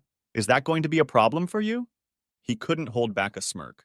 Not if it works out the way I think it will, but it's going to cost you money. My mom and I want a sailboat. They talked about it in generalities. I think it was partly a way of gauging how much I wanted them to stay. We'll have lunch at the club and I'll make some announcements. He shrieked and played the hornpipe the Commodore had taught him. Ian didn't realize that he had also taught it to me. We were just doing high leg kicks, hands on hips, and then Fiona appeared, filming the dance on her phone. We didn't miss a beat, got her attention, and saluted at the end. She laughed and cried in equal measure, arms spread wide, and we hugged her as tightly as we could. As we let go of each other and collapsed onto the street furniture, Ian exclaimed, Mom, Pa, Miles is going to buy us a sailboat. I said we'll look at sailboats. We'll look at, corrected me gently. Fiona's face lit up with pleasure. You will learn, my dear boy, that when a man says to his woman and his child, let's see, it means the deed is pretty much done. Pleasure pierced me like lightning. The next day, we went to the yacht club for Sunday brunch. I wasn't a member, but I knew a lot of the club, and I had no trouble wrangling an invitation, especially when I said I was looking for a yacht. Fiona looked regal, to say the least, with Ian standing at her full height. I had a feeling that if we stayed together, I'd be overshadowed, but that was fine with me. We sat at the governor's desk, at his insistence, after he found out who Fiona was. Your grandfather had a good reputation, Miss Wallace. He was and is sorely missed. She thanked him, and they began discussing her grandfather's latest adventure, sailing the Northwest Passage. I smiled as I remembered the documentary that was to be released the following month. A significant portion of the movie was dedicated to her grandfather. In the closing scenes, he stood at the helm in a storm, his long white hair and beard fluttering in the wind. You could barely make out his words until they were overlaid with a version created especially for the movie. It is performed by Fiddler's Green, a very popular Irish band.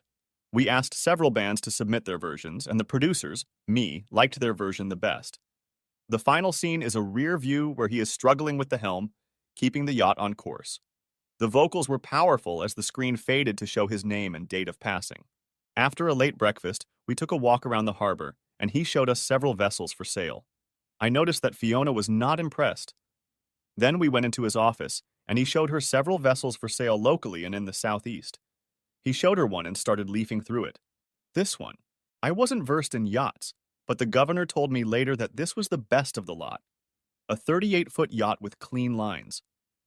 It even had a stateroom, and the sofa could be turned into a bed. It was a little grander than I expected, but although I owned the bank, Fiona seemed to have the keys to the vault. We looked it over, and I wrote a check. By then it was summer, and we were spending an inordinate amount of time on the water. The sails could be hoisted with electric motors, but they were almost never used. I became a pretty good sailor in good weather, but if it got rough, Fiona or Ian would take the helm. Fiona and I often went out to sea alone. We were anchored in a sheltered bay, so everything was fine. Later, I wondered if the explosions I heard that night were caused by a thunderstorm or the dormitory. It just so happened that it was that night that I gave her the ring. She went pale for a second, and then the explosions went off. Next chapter. Before it happened, we went to Canada for the premiere of a documentary. It was a private screening, mostly for the cast, crew and their families, and a few invited guests. I didn't expect there to be more than 400 people. Before the movie started, we were all given a small book each chronicling the voyage and listing everyone involved in the project, from crew members to technicians, who were needed to make the movie. There was a picture of the Commodore on the cover. There was also a flyer asking if you liked the movie to join the cast and crew to stand last watch for Captain Wallace at the end of the movie. I deliberately didn't say anything about the movie to Fiona and Ian because I wanted to get their genuine reactions. That may have been a mistake. As the movie went on, she became quieter and more still, holding onto our hands so tightly that I felt the blood stop circulating. When the end credits came on, she broke into huge sobs. The movie theater became quiet. Then one man stood up and began to sing along in a high, clear tenor. Others stood up 2 and 3 at a time, and those who knew the words sang along. Military veterans in the crowd stood at full strength and saluted, holding their salute until the end. I held Fiona in my arms and saw Ian standing upright on the rail and saluting even as his tears flowed. The cameras zoomed in on him as the song ended. When the lights came back on, all the people in the theater walked past Fiona and Ian, hugging them, patting them on the back and offering condolences. One diminutive woman, who must have been in her 80s or so, really got a grip on her as she hugged her and stepped back. Old sea dogs never die, dear. They just go on a new voyage. One day you'll see him standing at the helm and welcoming you aboard. The production company set up video cameras and recording equipment to film this as a tribute to Fiona and Ian, but then asked permission to put it on YouTube, partly as a mark of respect and partly to promote the movie. When the film was released, the BBC and most American channels showed clips of people in theaters standing up and singing along. The movie had a particularly big resonance in Canada when it was learned there that Nathan Rogers was part of the crew. His father Stan had written the song Northwest Passage, and it was so popular in Canada that it was considered the second national anthem. Nathan Rogers participated in a bit of traveling and still talks about it in his concerts. There is a segment where he sits with many of the crew and sings old sea songs. There was a Channel 4 documentary about Captain Wallace, and I was listed as the biographer. The movie included many conversations I had recorded, all of which were carefully reviewed before permission was granted, and a year later, a movement arose for his image to be featured on a stamp. Next chapter. When we finally got back to our room, as she immediately fell into a deep sleep, Ian and I sat for a while and I asked him what he thought. I think I wish I had been with him. Since he lived in the States, I didn't get to spend as much time with him as I would have liked, but when I was around him, I hardly ever left his side. He was a real man, wasn't he? He's the stuff of legends, son. You have a great legacy ahead of you. The next morning, Fiona got up before we did, and I found her sipping tea on the terrace. Are you okay? She smiled, but it was Van's smile. Yeah, just a little dazed. I don't think I mourned him enough. My father was away a lot, and he's the one I consider my real parent. Then she sat on my lap and snuggled up to me. I should thank you. You never told me, but the documentary film crew informed me that you funded the expedition, saying you wanted it filmed, and most firmly believe it was only to give my grandfather his dream. Words cannot express my gratitude. I did it because I could, and because I knew how much it meant to him. He'd been trying to organize this for years, and I was just in the right place at the right time. You thought enough of him to spend $12 million on his dream. I'll never forget that. I really hated that she knew how much I'd spent. I could well afford it, and the projected numbers said I'd make a good profit. But truth be told, even if it was a failure, I'd do it. We spent 3 weeks on the estate, after which we returned home. Ian was once again immersed in the joy of his youth, caring for his parents and a bright future. Thanks to my condition, he would never have to work if he didn't want to, but I knew he would have some kind of career. He just wasn't programmed for idleness. Money was talked about when she got the ring. I don't need your money. I have my own income, so I'll never be destitute. I only grinned. You don't need my money, dear. Well, I'm afraid I'm going to have to invoke the TFB provision. What the hell does that mean? It means too bad. You're going to get the money whether you want it or not, and then it's going to go to Ian. Off topic. She was still trying to make noises as I walked away. My parents, brothers, and sisters adored Fiona and Ian.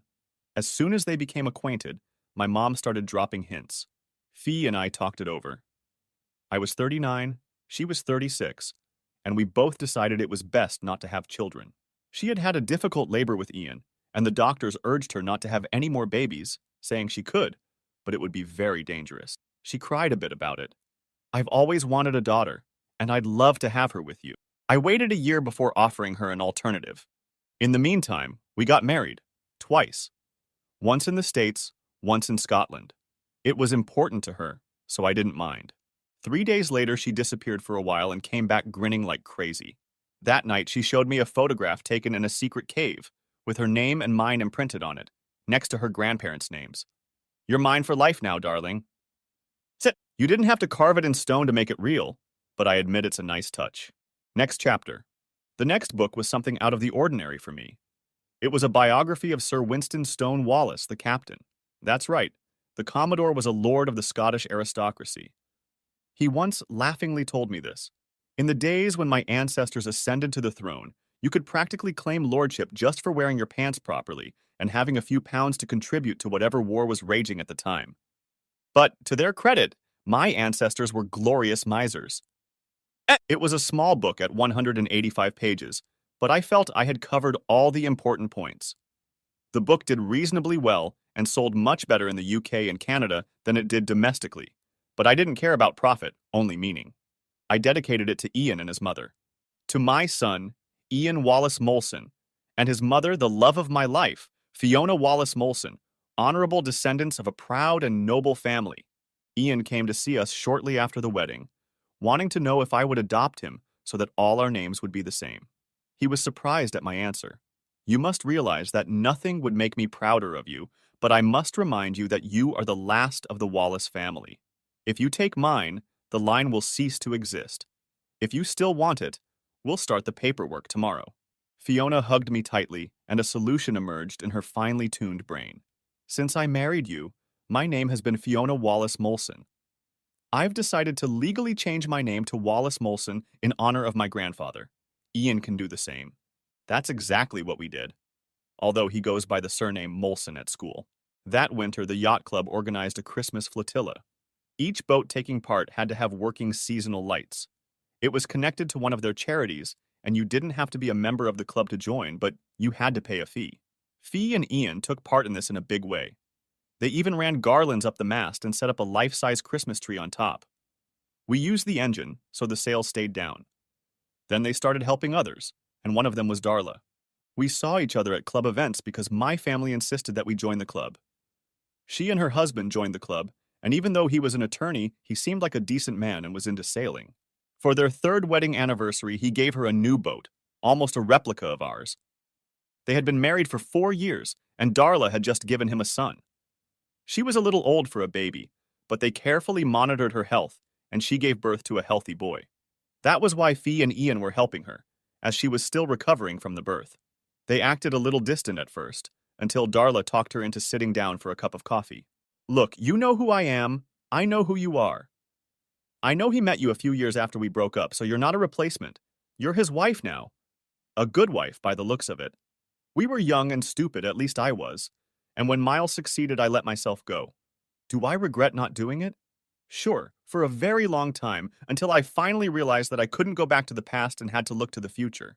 I dated some pretty bad losers for a while, and was about to give up when I met Rick. I told him all about our breakup, and he said that the actions of a stupid girl shouldn't reflect on a mature woman, and if he didn't think he could trust me, then we wouldn't be dating. I couldn't put his ring on my finger fast enough after that. Now I'm happy, and I'm sure you are too. She then chuckled. Is he still like a kid in a candy store in bed? Worse. But you like it. Am I right? Very much so. He makes everything fresh, and I have no idea what he's up to from day to day. It gives me a lot to be excited about. So I'm his past. You're his future. We've never crossed paths. You might be interested in becoming friends. Fee hugged her. I see certain possibilities. She told me this later, 15 minutes before Darla knocked on our door. Are you sure you're okay with this? It'll only be for a few hours, and I can't tell you how much I'm looking forward to it. Being able to have an adult conversation without having to pay attention to his crying will be heavenly. Oh, hey, Miles. I was just leaving. She slipped the baby carrier into my hands, kissed Fee on the cheek, and left. I looked at the sleeping infant. What was that? She grinned. Oh, I didn't tell you. We babysat so Darla and hubby could attend his company's Christmas party. They won't be back until midnight at the latest. Give him to me. It was an order, and I obeyed. Ian and I smiled as she rocked the baby, cooing to him in a soft voice. Then she had Ian hold him while she warmed the bottle and fed me. Practice for our grandchildren and learn from this. It was fun. But when he was done, I handed him to Fee and she walked him around, rubbing his back until he regurgitated and then curled up in a fecal ball. Typical. What goes in, comes out. Get the diaper bag, sweetie. Ian took one sip and ran off. He smelled like toxic waste, but Fee only smiled as she changed him and then told me to get rid of the used diaper. I carefully held him by one corner all the way to the trash can, and Fee giggled. They returned a few hours later, and Darla was giggling like crazy. Fee took one look at her, grinned, and told me to go make coffee. Rick walked behind me and looked back to see them sitting on the couch together, whispering and smiling. I wonder what they're talking about. You're a lawyer, right? Been married long? You probably already know that the first thing married women talk about is their husbands, then their children. When those topics are exhausted, they move on to the next one that's always on their mind. He looked a little shocked, but then grinned. She's just been authorized to return to her wifely duties, as she put it. I just hope Junior sleeps long enough to let us get reacquainted. I had to smile. Leave him here. Darla brought a bag with enough formula and diapers to last a month. I wouldn't pry, but Fee's a great mom and she'd destroy for the chance to keep him. Really? Yes, counselor, really. Go home and try to make your bed. I don't think Fee slept that much, constantly checking on the baby. I got up one day to see her looking down, rubbing her cheek, tears in her eyes. It was time to talk. For a few days, Fee hung around doing nothing, but then she got distracted by the Christmas flotilla. A lot of money was raised to make Christmas better for many disadvantaged families. We had a good time. After we got home, she looked depressed. We left the young lovebirds in front of the big fireplace and retired to the den with instructions not to leave the room. He's growing up so fast. Soon he'll be off to uni and we'll have an empty nest. I grinned. I wanted to talk to you about that. I know we've decided against natural childbirth, but they don't have to be domesticated. There are plenty of children in the world who need a loving home. I'd like a daughter if we decide to adopt. I don't think a boy can compare to Ian. Tears glistened in her eyes. If we have a boy, you'll love him as much as Ian. Are you sure? How small do we have to be? I don't mind a newborn or even a teenager, but I'd like to keep them longer. Do you think? I think I should have broached the subject earlier. I vote for the less the better. I've even made some suggestions. We'll look into it after the holidays. I think those were some of the best holidays in my memory. Then Ian came over and wanted to talk. I've been thinking about this a lot. I want to follow in my grandfather's footsteps and become a naval sailor. I'd like to go to the Royal Naval College at Dartmouth as soon as I get my undergraduate degree. In order to do that, I need to go to school. So I guess what I want to ask is if you would send me to boarding school so I would be ready to enroll. Is that really what you want? I've thought about it a lot. It's really what I want. I really, really don't want to go to boarding school, but I don't see a way out. Let me try to think of something. Fee wept quietly, lamenting the fact that her nest had been emptied too soon. There was no doubt that we would do the right thing. And the right thing was moving back to Scotland. Fee wasn't tied to any career, and all I needed was a quiet place and a laptop, and I could work anywhere. We gathered for a farewell dinner with my family, and there were quite a few tears. Then one of my nieces asked if I was leaving Brenda. She immediately traded me for Fiona as the one she loved the most, and Fee laughed about it, stroking her under the chin and whispering something to her. The inconstant bitch was eating it all up.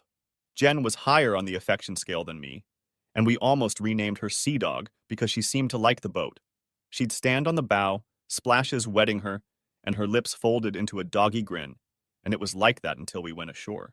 Sorry, Chrissy, but she's leaving with us. The yacht club threw a big party to celebrate our departure, although I explained that we would definitely be spending most of the summer here. Darlene and Fee had become good friends, and as they said goodbye to us, they cried the whole time. 2 days after the party, we closed on our lake house and swam across the pond. Next chapter. Ian enrolled in a premier school that he could attend while staying home, and soon the young beauties were smitten with the tanned, muscular teenager. Several parents were pushing their daughters toward him, hoping for a lucrative marriage. Fee laughed at my outrage. It's a worldwide habit, I'm afraid. Marriages of convenience still exist in one form or another. I guess some customs never die. He and the 3 girls accepted it and flaunted their friendship in front of their parents. I worked, releasing one novel and plotting another. I wrote about every other novel with a nautical theme, which people responded well to. I got a taste for it with my book about piracy and profiteering on the South American coast. One critic called me a more sophisticated Clive Cussler, which was quite funny and completely inaccurate. I met Mr. Cussler, and his love of the sea was an order of magnitude beyond anything I could have imagined. We hit it off to such an extent that he invited me to go on a historical research expedition through his foundation.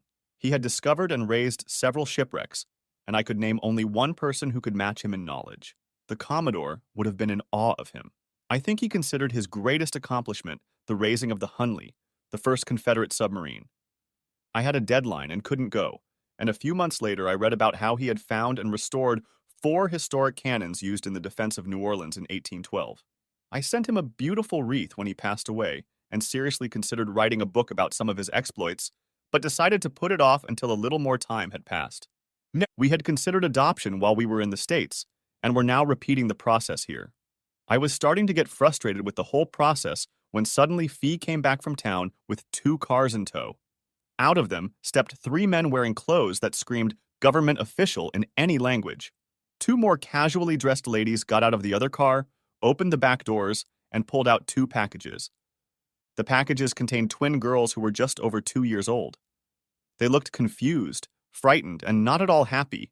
Fee led everyone into the living room, a place we rarely used, more to impress than for comfort.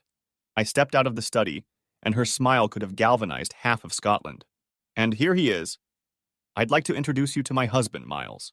I called everyone by name and shook hands, still perplexed as to what was going on. By this time, Fee had both girls on her lap, cradling them in her arms. Honey, these precious little girls are named Kara and Florence. Their parents were in a nasty accident, and they are alone in this world. I'd like to fix that. They stayed there for 3 hours while we filled out a huge amount of paperwork. Finally, the woman in charge shook my hand. Congratulations! You have become a father on a temporary basis. These girls have been placed in your custody with the prospect of full adoption. We will check on them regularly to make sure they are being properly cared for. I have no doubt that this will be a happy day in these children's lives. Both Lady Fiona and you have an excellent reputation in the community, but protocols must be followed. You will be under the microscope, so to speak, but we have no doubt you will be up to the task. We wish you good luck and all that. Then they left. Fee looked at me and grinned. Congratulations, dear. It's a girl, or in this case, girls. Then her face turned serious. I know this is unexpected and a bit of a shock, but I took the opportunity. Their parents died in a boating accident. They have no close relatives, and they had to go into foster care. When I heard the news, I immediately went to their office. For the first time in my life, I used my lordship position for something other than charity. Please don't be angry. By this time, I was already holding Kara in my arms and quietly rocking her, feeling the fear leave her little body. Fiona was cradling Florence, tears streaming down her cheeks. This is unexpected, but wonderful. So hang in there, old girl. We have a long trip ahead of us. By this time, the girls were asleep, and we gently tucked them in. Then she melted into my arms, and tears of happiness streamed down her face. Ian came home and heard the story. By then, the girls were awake and wandering around the room, and soon became infatuated with him, wanting to follow him wherever he went. I thought it was hilarious, and he loved it. It took about 6 months before they realized that he was their big brother, and they would wait at the door when he came home from class and chase each other for 15 or 20 minutes. They couldn't pronounce the word brother, so they started calling him Bubby. It was another year before Kara ran into my office screaming, "Pa! Spider! Spider!" Florence stood right behind her with huge eyes and grabbed my hand. The big spider was tiny, but it was in their toy box and had to go. Fiona laughed as I picked it up and carried it outside. I talked to the girls, telling them that we shouldn't hurt them and that spiders have a role in life. They calmed down, but still wouldn't go near him. When they went back to their playroom, Fiona came up to me. "I love seeing you smile when they call you Daddy. They started calling you Mommy after only 2 months. With me, it took them 5. That tells me something about my situation. You know, when she has a choice, Kara prefers your lap. She's going to be a daddy's girl. Florence seems to prefer me, unless she's afraid. Then it's all you, Spider Winner." Almost a year after we got them, they officially became Florence and Kara Wallace Molson. Ian graduated from high school and went to Edinburgh University for the engineering program. His entry was easier than I had anticipated. The college was ranked 16th in the world, but he was a legacy going back 2.5 centuries. His subject of study was sustainable energy, and he usually got very high grades. During his studies, he converted almost all the buildings on the estate to solar and wind power, always available because of living by the sea. He graduated with honors and almost immediately enrolled at the Royal Naval College. Once again, he had an inheritance. Normally, it took 39 weeks to complete the course, but he went for a few advanced classes that took him to 50. When he stepped on stage as an officer, he was holding the sword that the Commodore had given me all those years ago. When I handed him the sword, he was very emotional. "I can't take this." "You can and you will take it. It deserves to be at your side to carry the legacy forward. You don't think the Commodore gave it to me for safekeeping, do you? He put it in trust for me to pass it on when that moment comes. You will have to bear the burden. History will weigh on you. And I am sure that when the time comes to pass it on to your son and daughter, the burden will be even greater." Polished to a shine, the hilt gleamed in the sun. He had come home on a short vacation before his first tour of duty on a ship patrolling the North Sea. His duties included installing solar panels and small wind turbines on the ship to reduce energy consumption. His designs proved so successful that he was moved from ship to ship installing systems. The girls were now 8 years old and clung to his legs when it was time to go into service. He sent them postcards from exotic places and small gifts. They wrote him long letters detailing everything that had happened since their last letter. I thought things would calm down a bit when they became teenagers. What an idiot I was. Teenage stress, periods, boyfriends, dates that kept me up until they came home, driver's license. I seriously considered sending them to a convent. Then there were the good times. The touching, the adventure, the traveling. It was all worth it.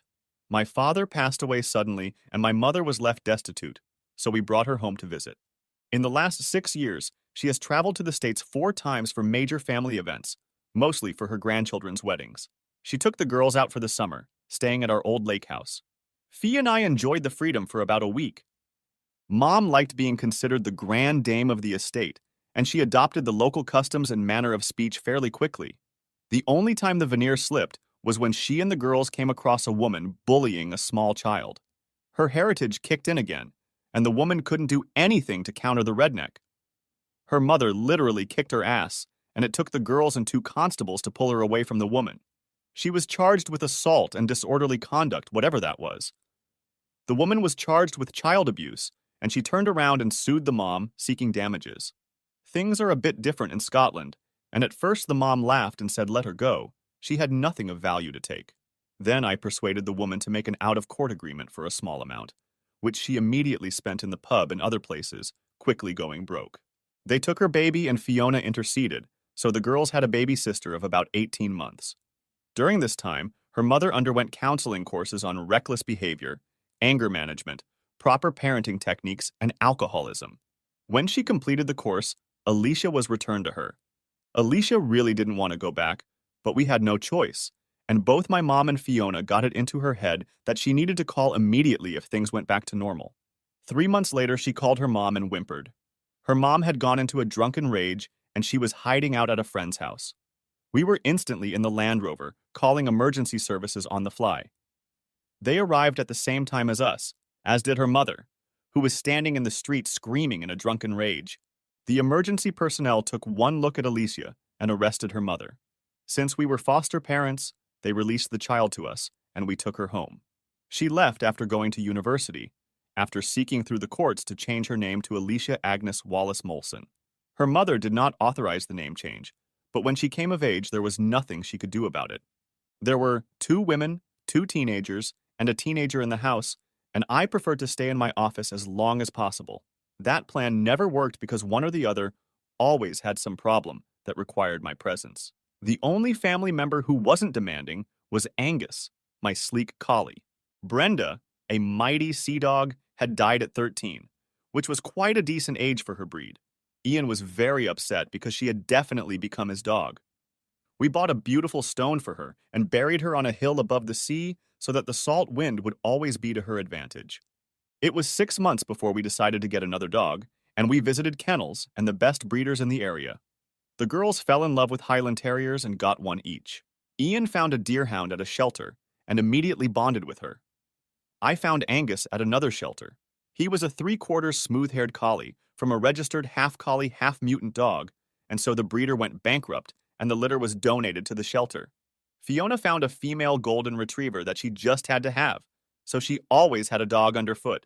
Fiona was a skilled trainer, and she soon had the pack in order. All the dogs loved the outdoors and needed good exercise, so once a week and every weekend, we spent time on the trails with the dogs running up and down, in addition to the children spending time with them.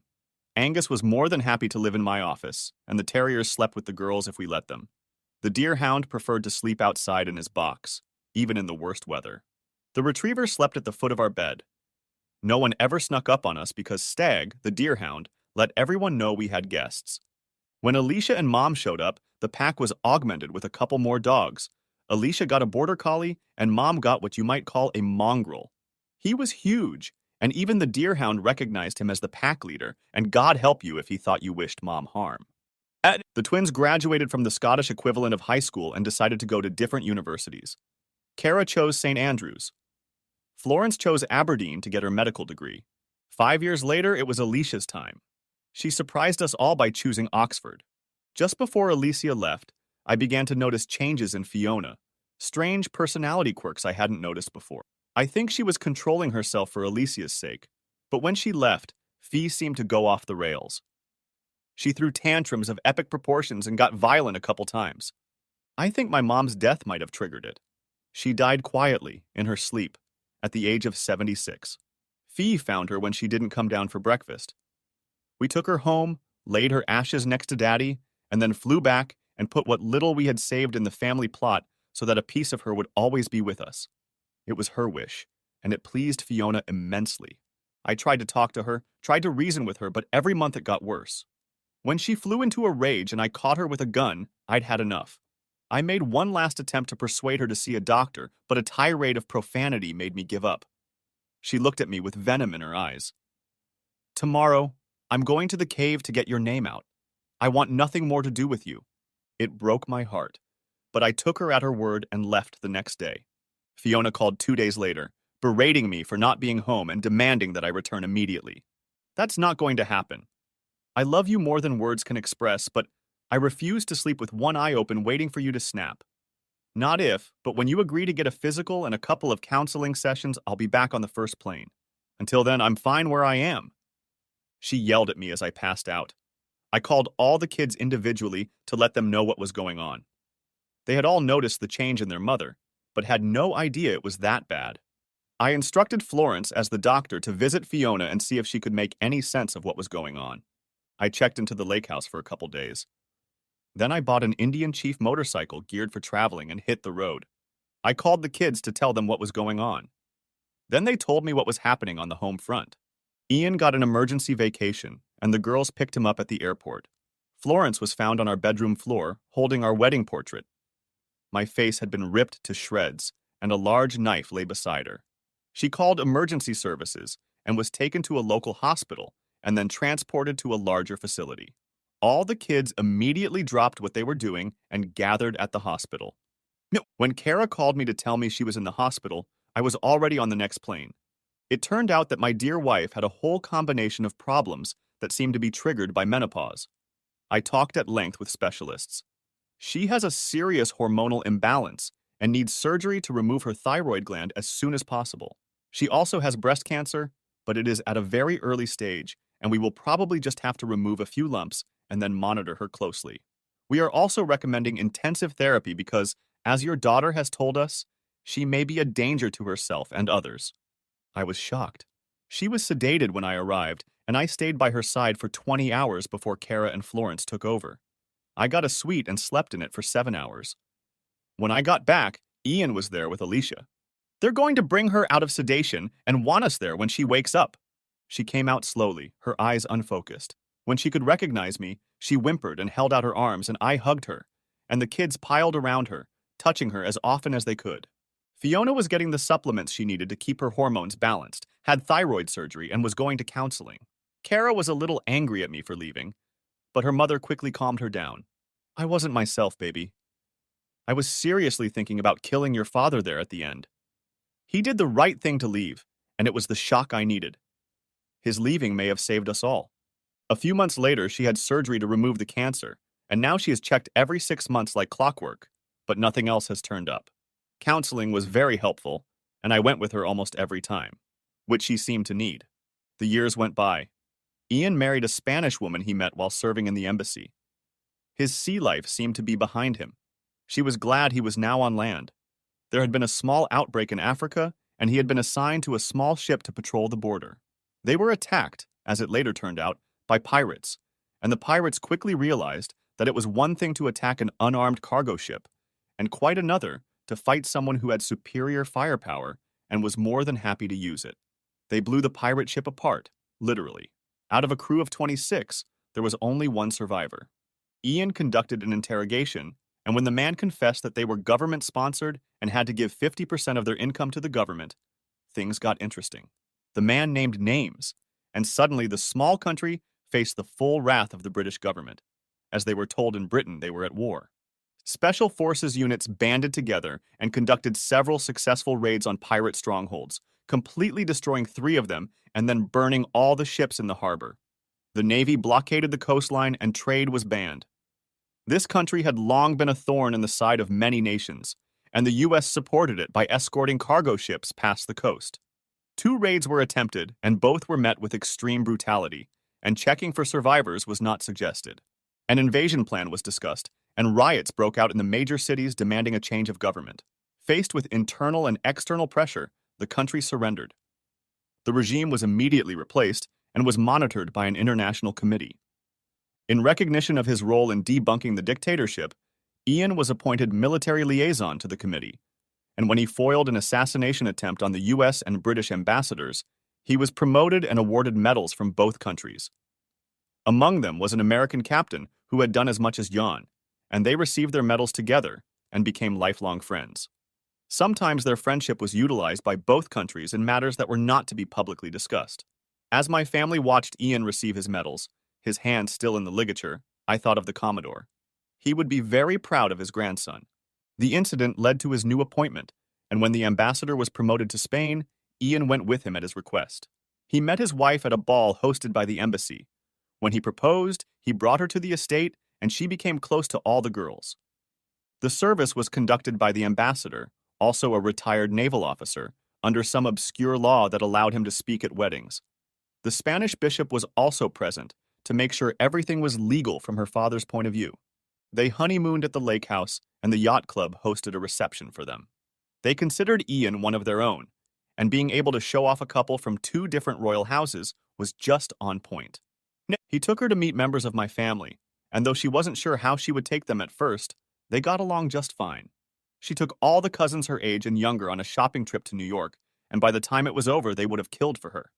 I'm sure Conchita loved having Ian home all the time. He helped them a lot with their two sons. When they got older, we took them for a few weeks every summer, and they enjoyed spending time with their cousins. Florence works at the local hospital, and we fear she is married to her career, although she brings a very pretty nurse with her to family dinners.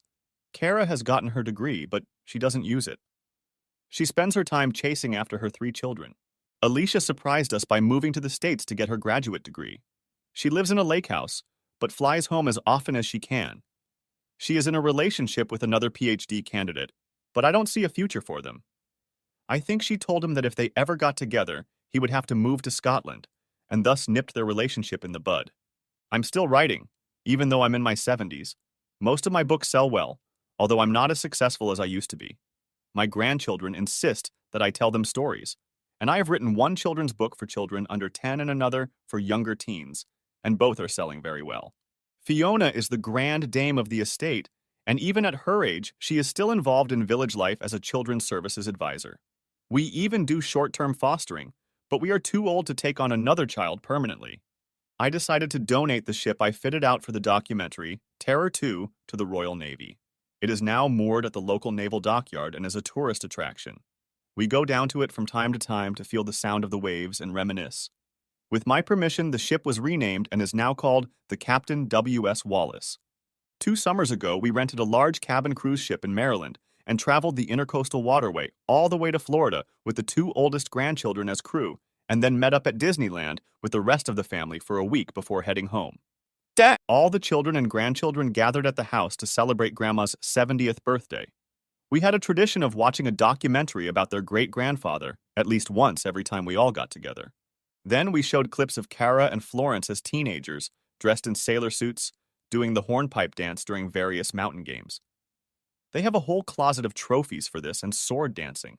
All the grandchildren learned this dance, and we always danced it together during family celebrations.